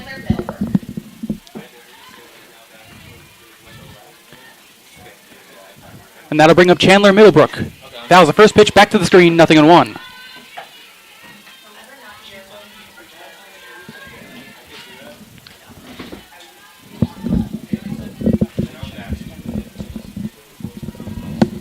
And now the 0-1. Raped in the air, deep to left field, but that's going to go way foul, 0-2.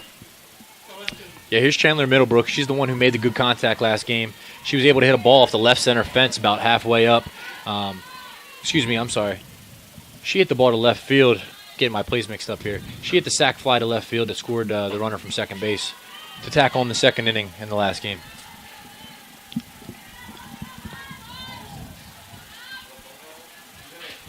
One ball, 2 strikes, 1 out. Game 2 of this doubleheader, first inning. Here's the pitch. And it's popped up right side of the infield. The second baseman gets under it, makes the catch 2 away. And as I was speaking of the left ball hit to left center field, that was an RBI double. That was by Lindsey Gehring. She's not in the lineup for this game, but maybe we'll see her later on as a pinch hitter. Speaking of big hitters, Brianne Lynn at the plate right now. She leads the team in home runs with 2. So hopefully this wind has died down a little bit. Hopefully she'll do that today. She pops that one up back behind the plate. The catcher can't make the play. It's off the screen, 0-1. Umpires have flip-flopped for game 2 of this afternoon doubleheader. Behind the plate we have Daniel Batts. On the bases we have Stephen Vale. Mr. Vale was a little inconsistent in the first game. The 0-1 taken up and in.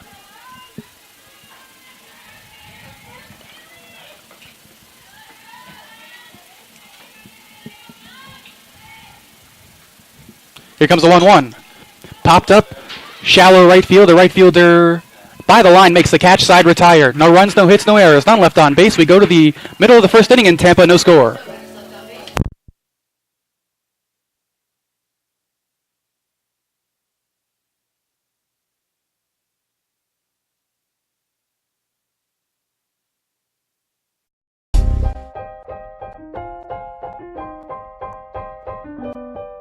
I chose Rollins because the Spanish Mediterranean architecture is just beautiful. The weather's great. We're in Central Florida. We're right on Lake Virginia, and I couldn't turn any of that down. Rollins gave me that ability and that foundation that I needed to go into the world. And I think that I wouldn't have got that experience anywhere else.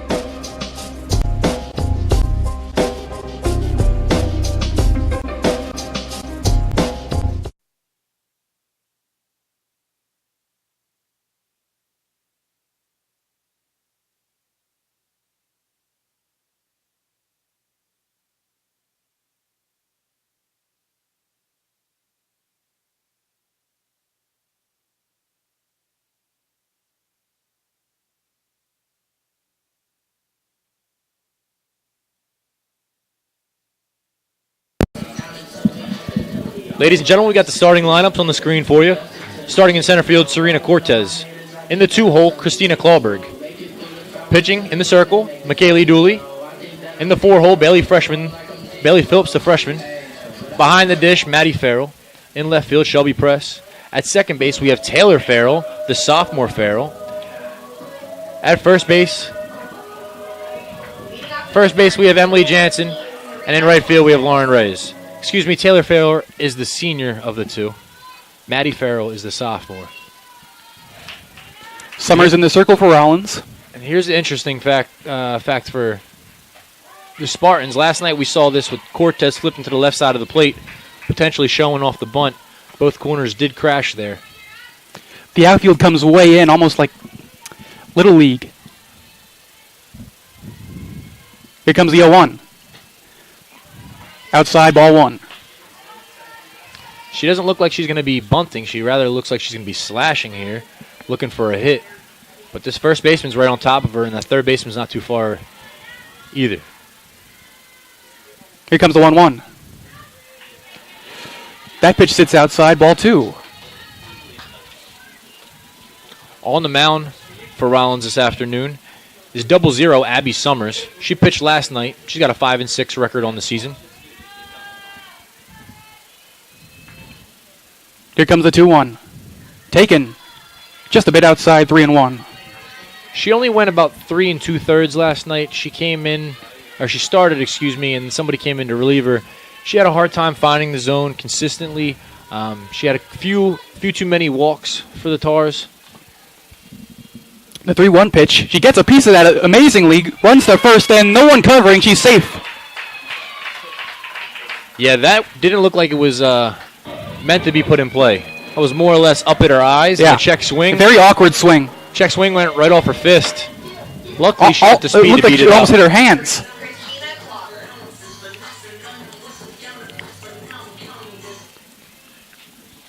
That'll bring up Christina Klauberg.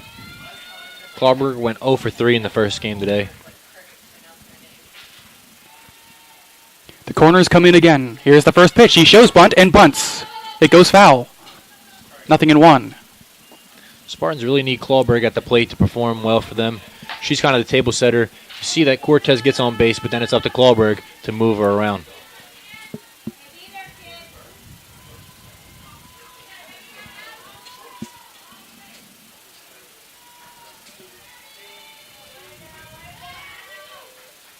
Here comes the 0-1. She shows bunt again and bunts it to the third base side. The throw is on to first. It's a successful sacrifice bunt. And Cortez is now at second. Left fielder came in to cover third base there because there was nobody at third base. Shortstop covered second. First baseman actually made her way over to third base as well, which is pretty interesting. Because Serena Cortez does have the wheels to be able to turn second and possibly beat the third baseman, Bree Ernst, back to the bag, as Ernst was almost practically at home plate making the play. That'll bring up the third place hitter, McKaylee Dooley. She's on the hill in the circle today. First pitch taken just a bit off the plate. 1 ball, no strikes.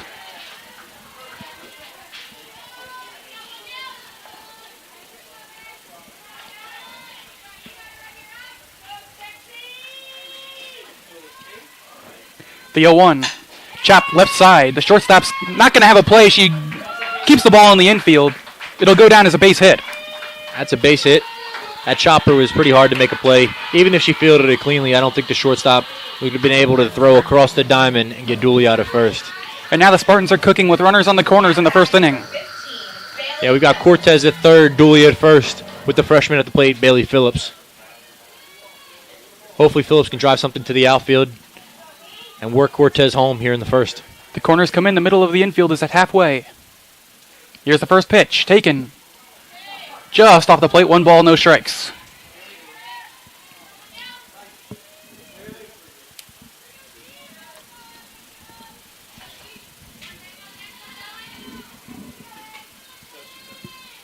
Partially cloudy out here. Sun's kind of trapped in the clouds right now.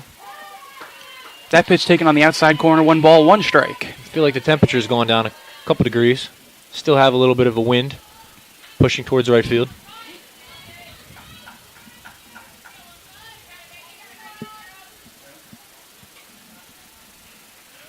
Here comes the 1-1.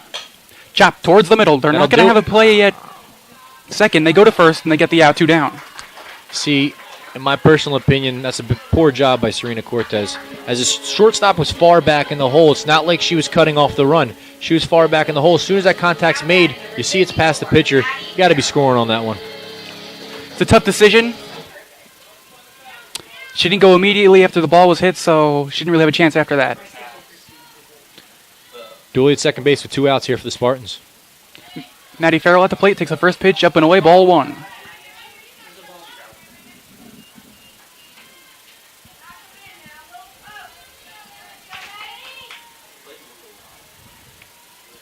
Here comes the 1-0.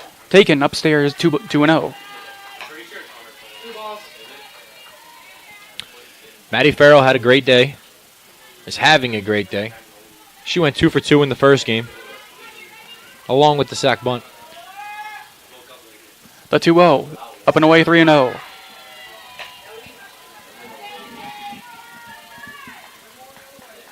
She had 2 of the 3 hits for Tampa in the last game. And now stands in 3 balls, no strikes. That one right down Broadway, 3-1.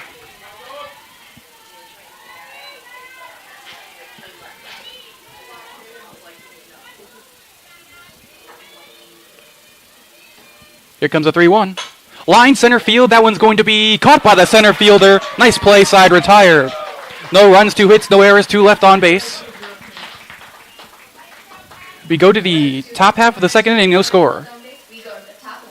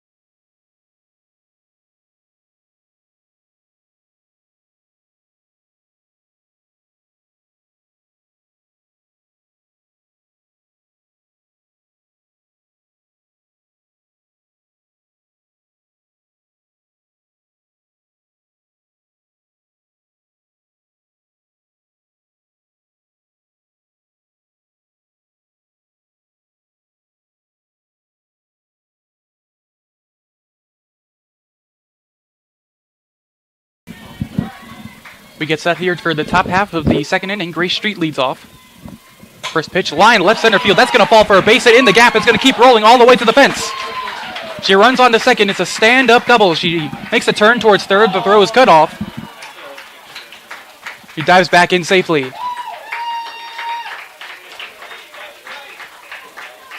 That was a heck of a drive to the outfield by Grace Street. After going 0 for 3 in the last game, Number 5, Abby Sexton. able to pick herself up there.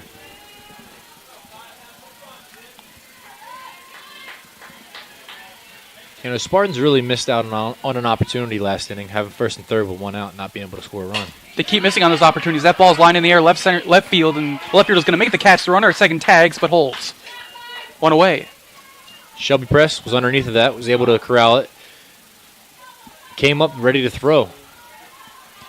Able to hold Street on second base. 7, Talia Contafio.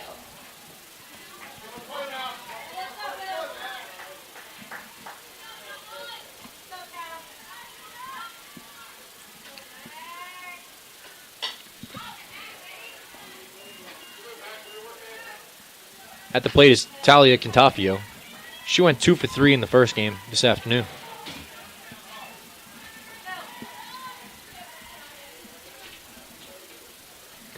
Shows bunt. Pulls it back. That pitch just in tight. 1 ball, 1 strike. I believe this is close to the same start in the lineup as last night. So all of these players have already seen Dooley, which could come as an advantage to the hitters. As you've seen, they've been putting some good balls into the outfield so far this game. The 1-1. Floated in the middle of the diamond. The shortstop can't make the catch. It falls. And everybody's safe. It'll go down as an error. Yeah, Klubberg, it was hit on her side of second base, behind second base. She seemed like she was underneath of it. Ball hit off her glove for the error. Free base runners are never good, especially when you're trying to win the series. Number 8, Brianna Ernst. Gray Street on second, Quintafio on first with 1 away. First pitch taken just a bit outside. 1 ball, no strikes.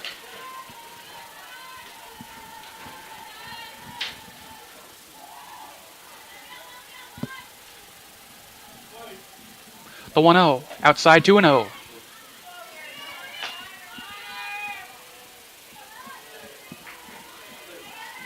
Dooley's got to find a rhythm. Normally when you see her getting the ball and getting right back on the rubber, you can tell she's comfortable. Right now, I The don't think she 2-0. is. Lined left field. That ball's going to go just foul. 2 balls and a strike.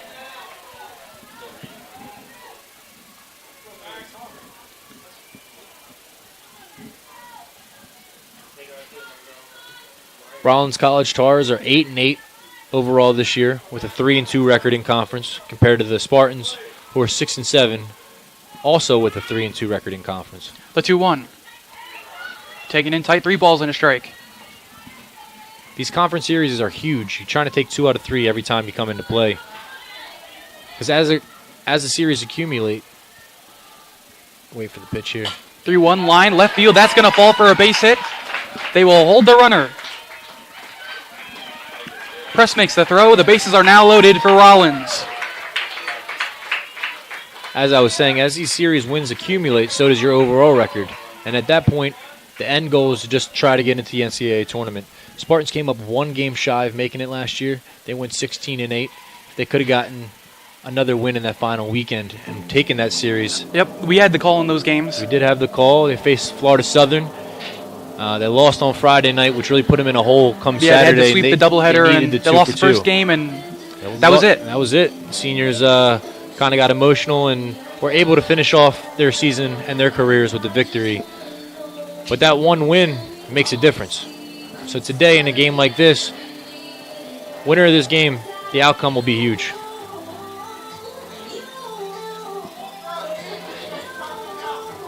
Taylor Holt stands at the plate. She did not play in the first game this afternoon, but she played in the first game of the series. Last night, she went 0 for 2 at the plate. The infield comes in. The first pitch taken right down Broadway, 0-1.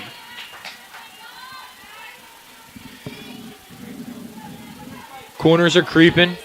Shortstop, second base, playing about midway, thinking about potentially getting the out at home Here's plate. the 0-1. Popped up left side of the That'll be an infield. fly. I'm not sure if they called for the infield fly, but there are 2 away.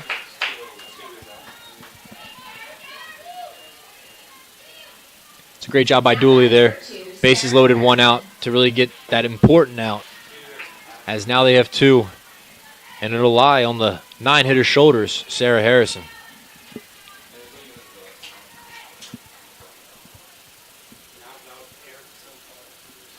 Bases loaded, top of the second. Dominic Galone, Christopher Francisco for you here in Tampa.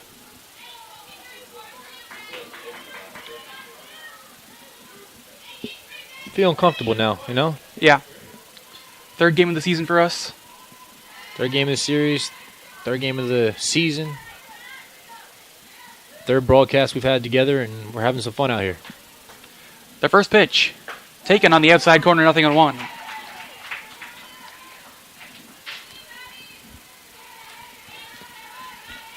Outfield not showing much respect for the slashing hitter, Harrison. The 0-1. Popped up right side of the infield. The first baseman makes the catch, side retired. No runs, 2 hits, an error, 3 left on base. We go to the home half of the 2nd inning in Tampa, all tied up at none.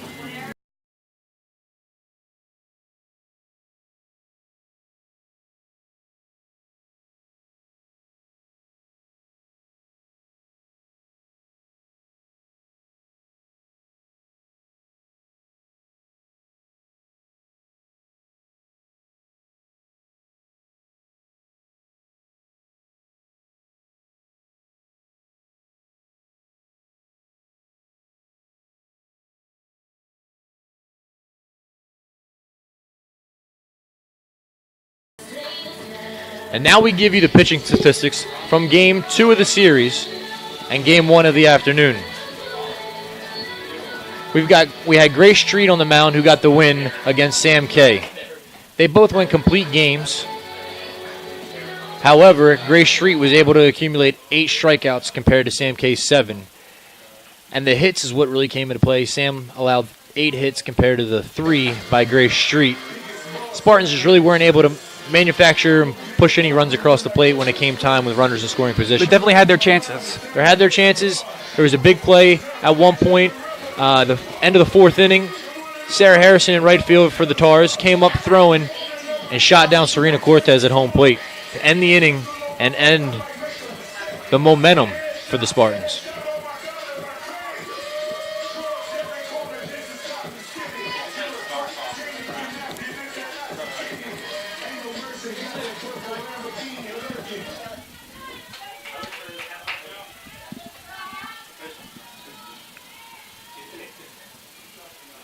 No score, home half of the 2nd inning. The first pitch is taken. Just outside, 1 ball, no strikes. Shelby Press, the senior, at the plate for the Spartans.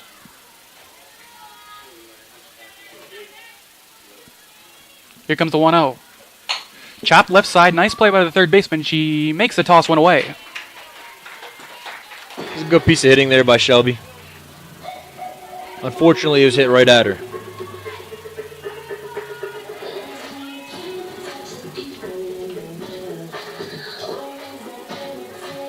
Now batting number 2, Taylor Farrell.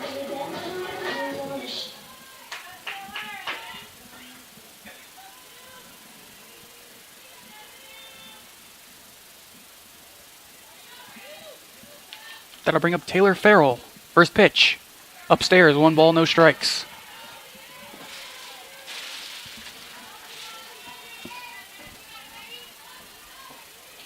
She's got 2 hits on the year after having 28 last season. 1-0. Perhaps a bit low, 2 balls, no strikes. Farrell and Matic are splitting some time here at second base for the Spartans this season.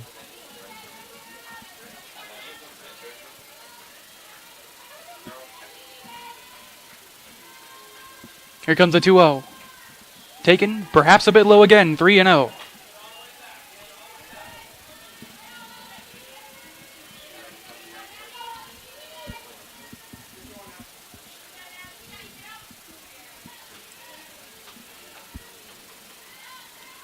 Three balls, no strikes. Here's the pitch. And a 4-pitch walk to lead off the inning.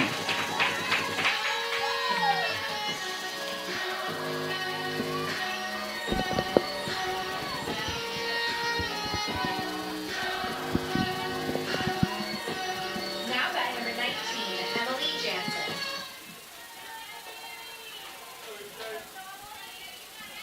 Farrell at first with 1 out. Emily Jansen at the plate. Corners come in. First pitch. At the knees, 1 strike. Temperature right now, 82 degrees, and we are feeling it in the booth. It's a little bit hot up here. Air conditioning's not working. Air conditioning is definitely not working. I wasn't going to call anybody out, but 0-1. Popped up, foul territory right side, and it's caught by the catcher. 2 down. yeah, last night wasn't too bad when the sun was down. It's kind of brutal in here tonight. Yeah, the humidity has definitely gone way up since first pitch of game 1. Now batting number 7, It was very dry the first game, and now it's not. Feeling a little bit sticky. Anyways, we have Lauren Reyes at the plate. She came in as a pinch hitter in the 7th inning of the last game. She's not able to get on base, but hopefully she can here.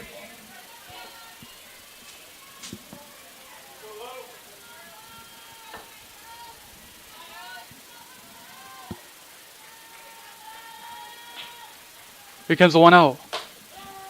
On the outside corner, 1-1.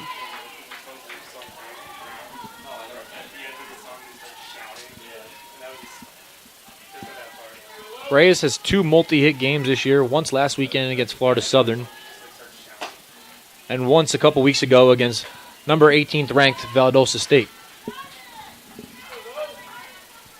Pretty impressive because she only got 5 at-bats last season.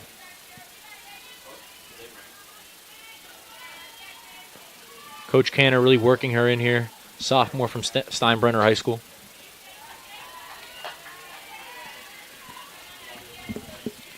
Three balls, 1 strike now. Here's an interesting stat for you. She's got a twin brother, and they were both born on New Year's Day. Wow. Some New Year's babies. The 3-1. On the ground, right side. That's going to go off the second baseman's glove and into shallow right field. Everybody's safe. It'll go down as a single. And now the Spartans have runners on first and second with 2 down. It's a great job by Lauren Reyes. Taking the outside pitch, pushing it that way in the hole, making it a tough play for Abby Sexton.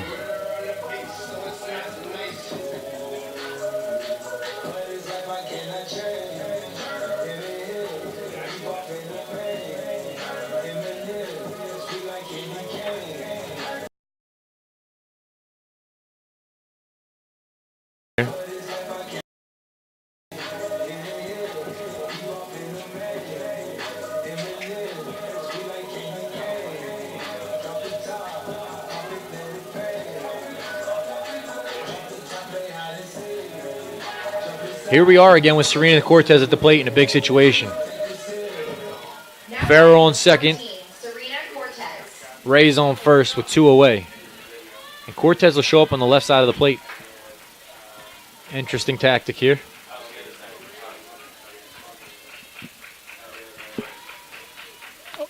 All the players come in a few steps. First pitch taken on the outside corner, 0-1. Yeah, that's including the outfielders. They're only a few steps off the grass. The whole infield seems like it's condensed here. Not really expecting much power from the left side from Cortez. Now the 0-1. She slaps one towards the middle. Nice play by the first baseman. She makes a toss, not in time. The first baseman's off the bag, and everyone's safe.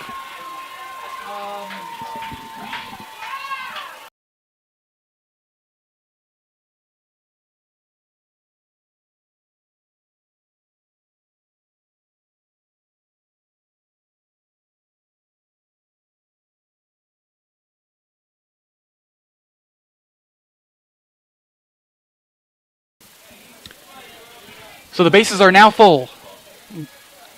That's where Cortez shows off her wheels on the left side of the plate. She just put the ball in play and put some pressure on the Rollins defense.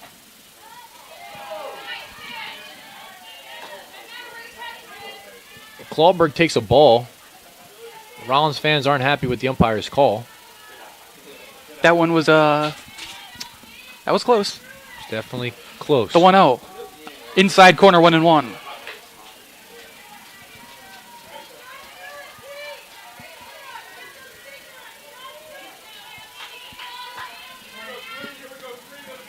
Bases juice for the Spartans. Big spot here. As Clawberg takes the up and away pitch.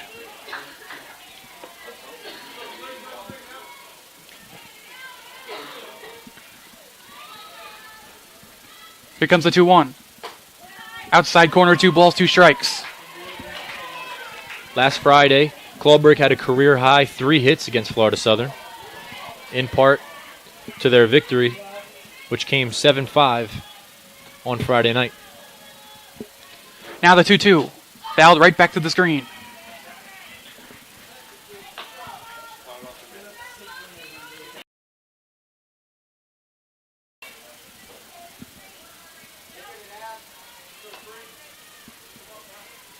Here's the 2-2.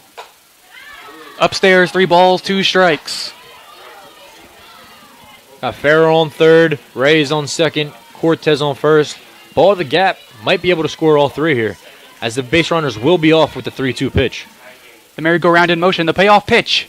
Popped up, left side of the infield, foul territory. Third baseman makes the catch, side retired. No runs, 2 hits, no errors.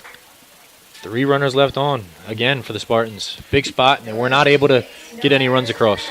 We go to the top of the third, no score.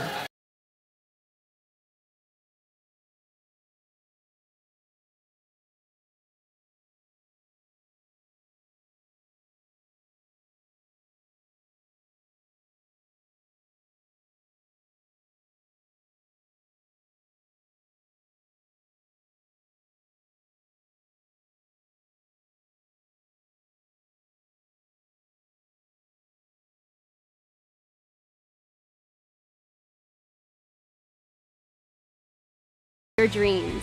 Discover your talents. Get ready to invent, innovate, and be a leader. This is the University of Tampa.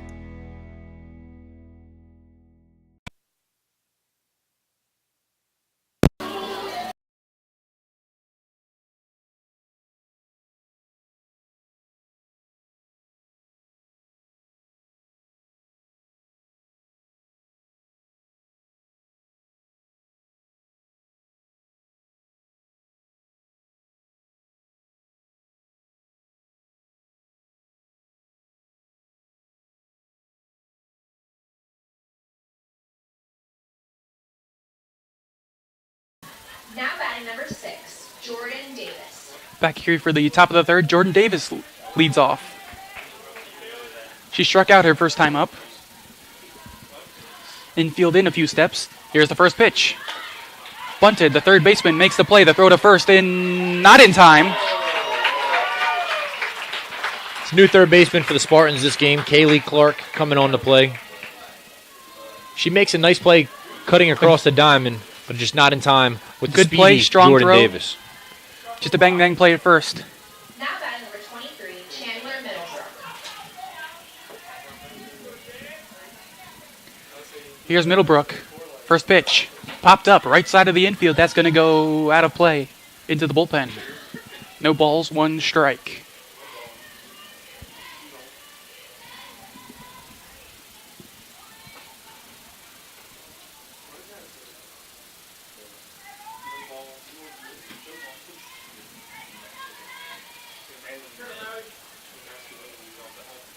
So last game, Spartans left 6 runners on base. They're already up to 5 this game.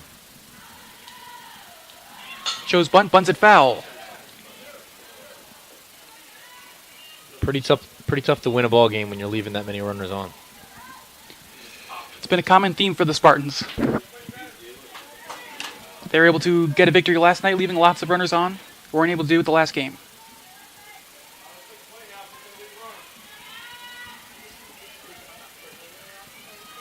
Here's the 0-2.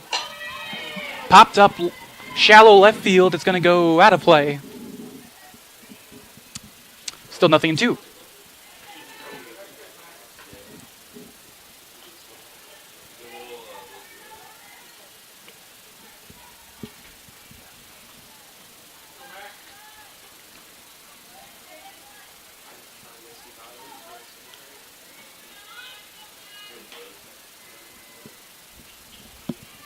Again, here's the 0-2. Fouled away. Another thing I've noticed here, Dom, is that there's no wind at all.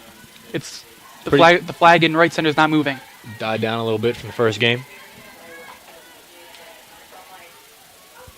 Yeah, Dooley went the complete game last night. So as more pitches go on in this game, maybe showed a fatigue factor. Dooley went the complete game, only allowing 4 hits, 1 walk. Struck out 6 for the Spartans. The one good thing about last night in the complete game, she only had 78 pitches. It's a heck of a bat here by Middlebrook. She's fouled off every single pitch.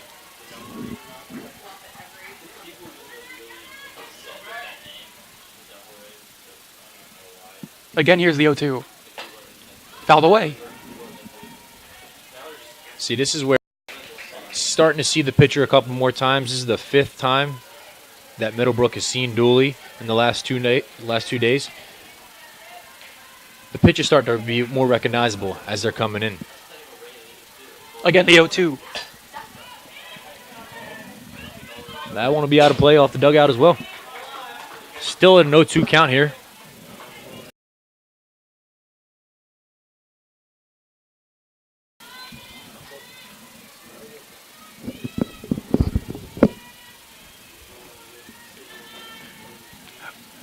Again, the 0-2.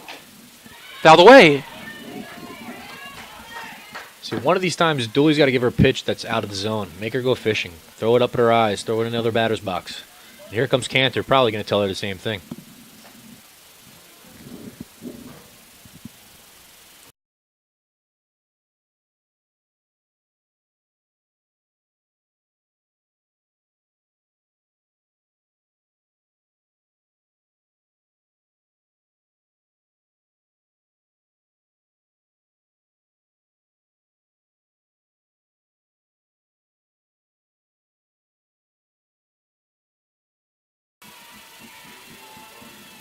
And once again, here's the 0-2 pitch. And once again, it's fouled away.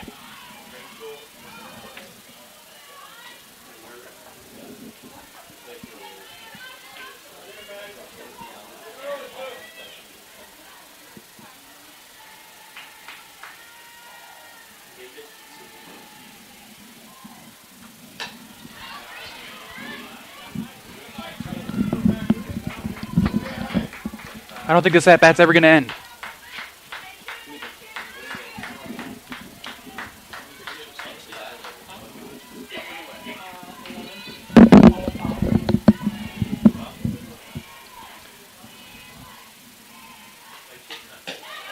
That's the 12th pitch of this at-bat, and all 12 balls have been fouled off.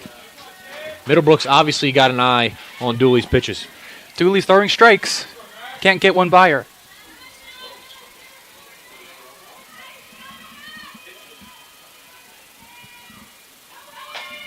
And there goes another one. Down the left-hand line, out of play.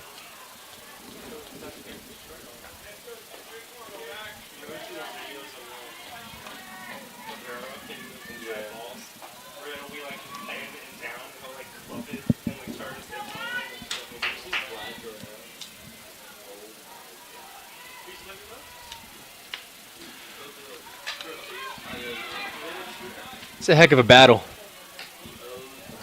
put on by Chandler Middlebrook.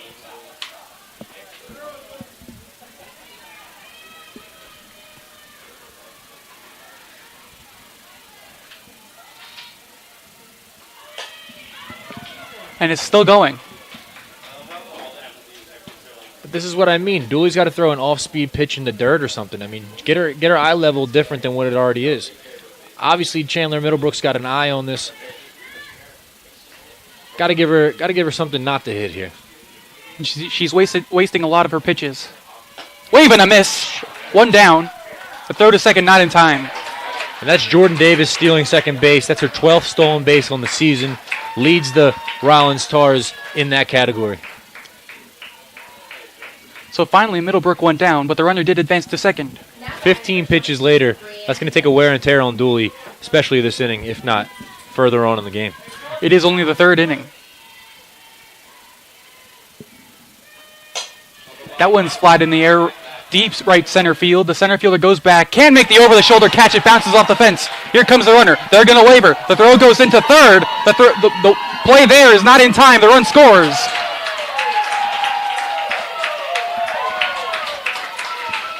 Cantor's going to come out and argue that call, as there might have been a split second where she's sliding into the bag, because it was a hook slide. As she slid into the bag, Kaylee Clark fielded the ball and made the tag all in one motion. So it was definitely a bang-bang play. But I'm putting that one on Serena Cortez. She's got the wheels on the team, and she took the first step in. That's why the ball beat her deep. And I felt like she coasted to the ball thinking she was going to get there, and the thing just kept on going. As you see the American flag, the wind's starting to blow out. Don't know where that wind came from, but it's starting to pick up.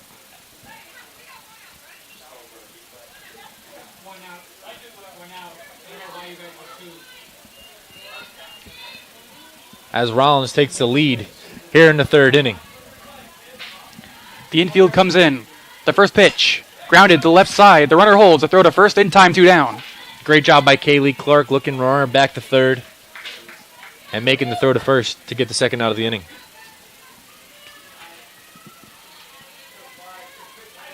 Now batting number 5, Abby Sexton. And that'll bring up Abby Sexton. 0 for 1. Runner on third. Here's the first pitch. Up and away, ball 1. See, that 15-pitch at bat did make a difference. You saw the first pitch there to Grace Street was right down the plate. She roped that deep center field. The 1-0 lined up the middle, base hit. It's a single and a run batted in. It's 2-0.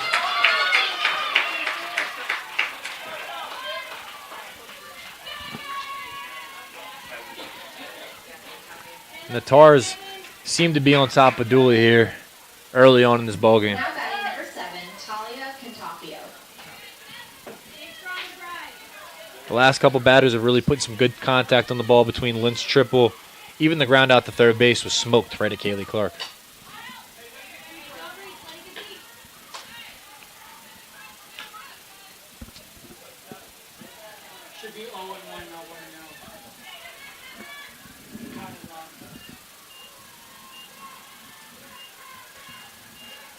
Here's the 0-1. Inside, a ball and a strike.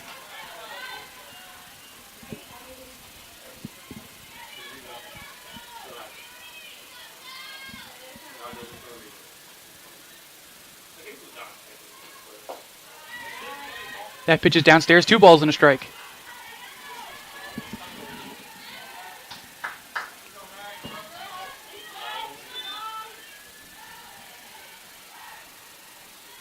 The 2-1.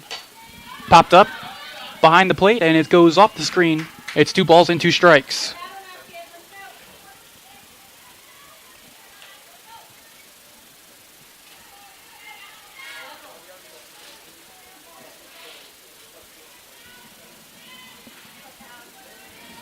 Cantafio reached on an error back in the second inning, and she'll foul that one over to third base dugout. Excuse me.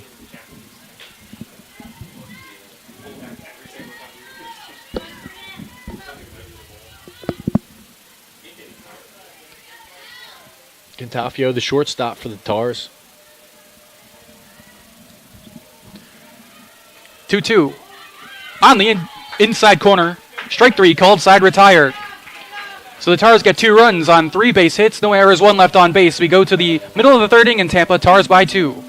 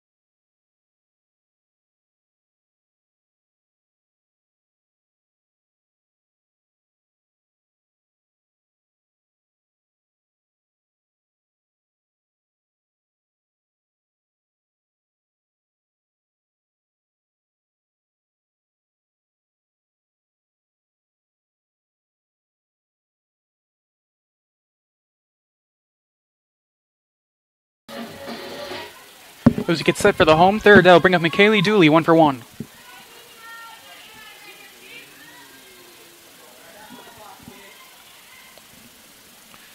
Dooley's going to try to help herself out here on the offensive side of things.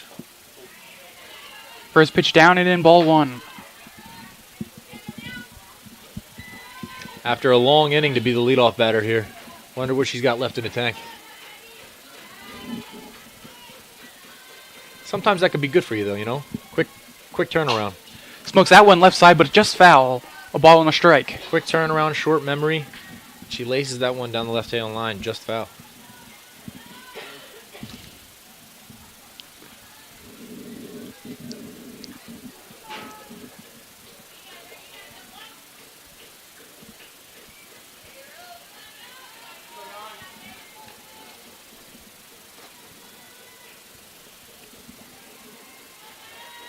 Here comes the 1-1. Down and in, 2 balls, 1 strike.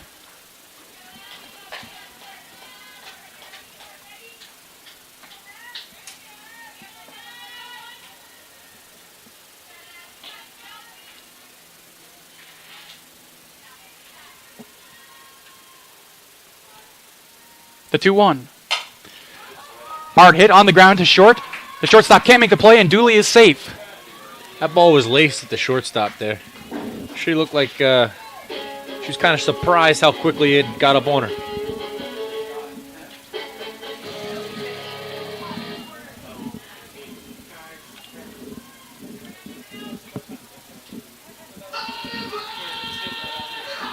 It'll go down as an error. Now batting number 15, Bailey And that'll bring up the cleanup hitter, Bailey Phillips, with a chance to tie the game. First pitch, Joe's bunt, pulls it back, and it's a bit low. 1 ball, no strikes.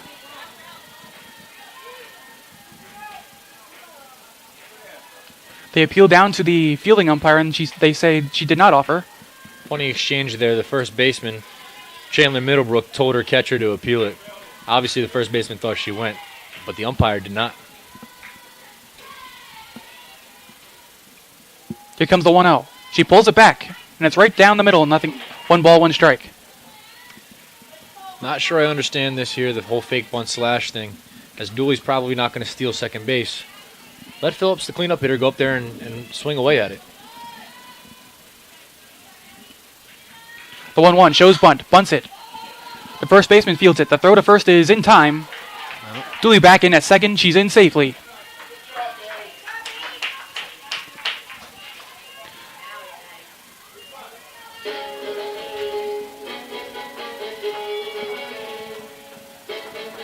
Not scoring that many runs.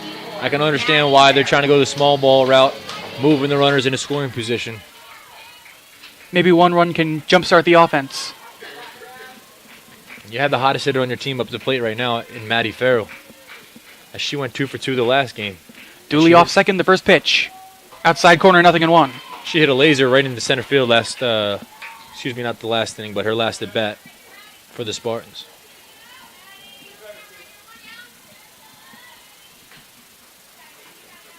The 0-1. Taken. A bit inside. 1 ball, 1 strike.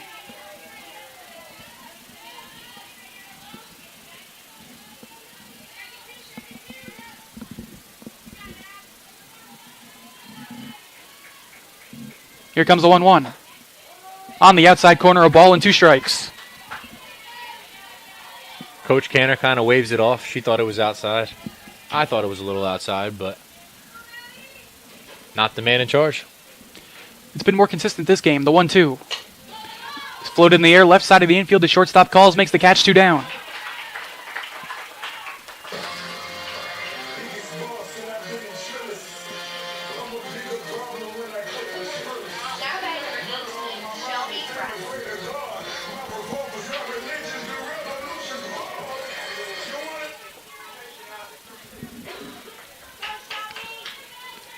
Dooley stands on second with 2 away as Shelby presses in the box.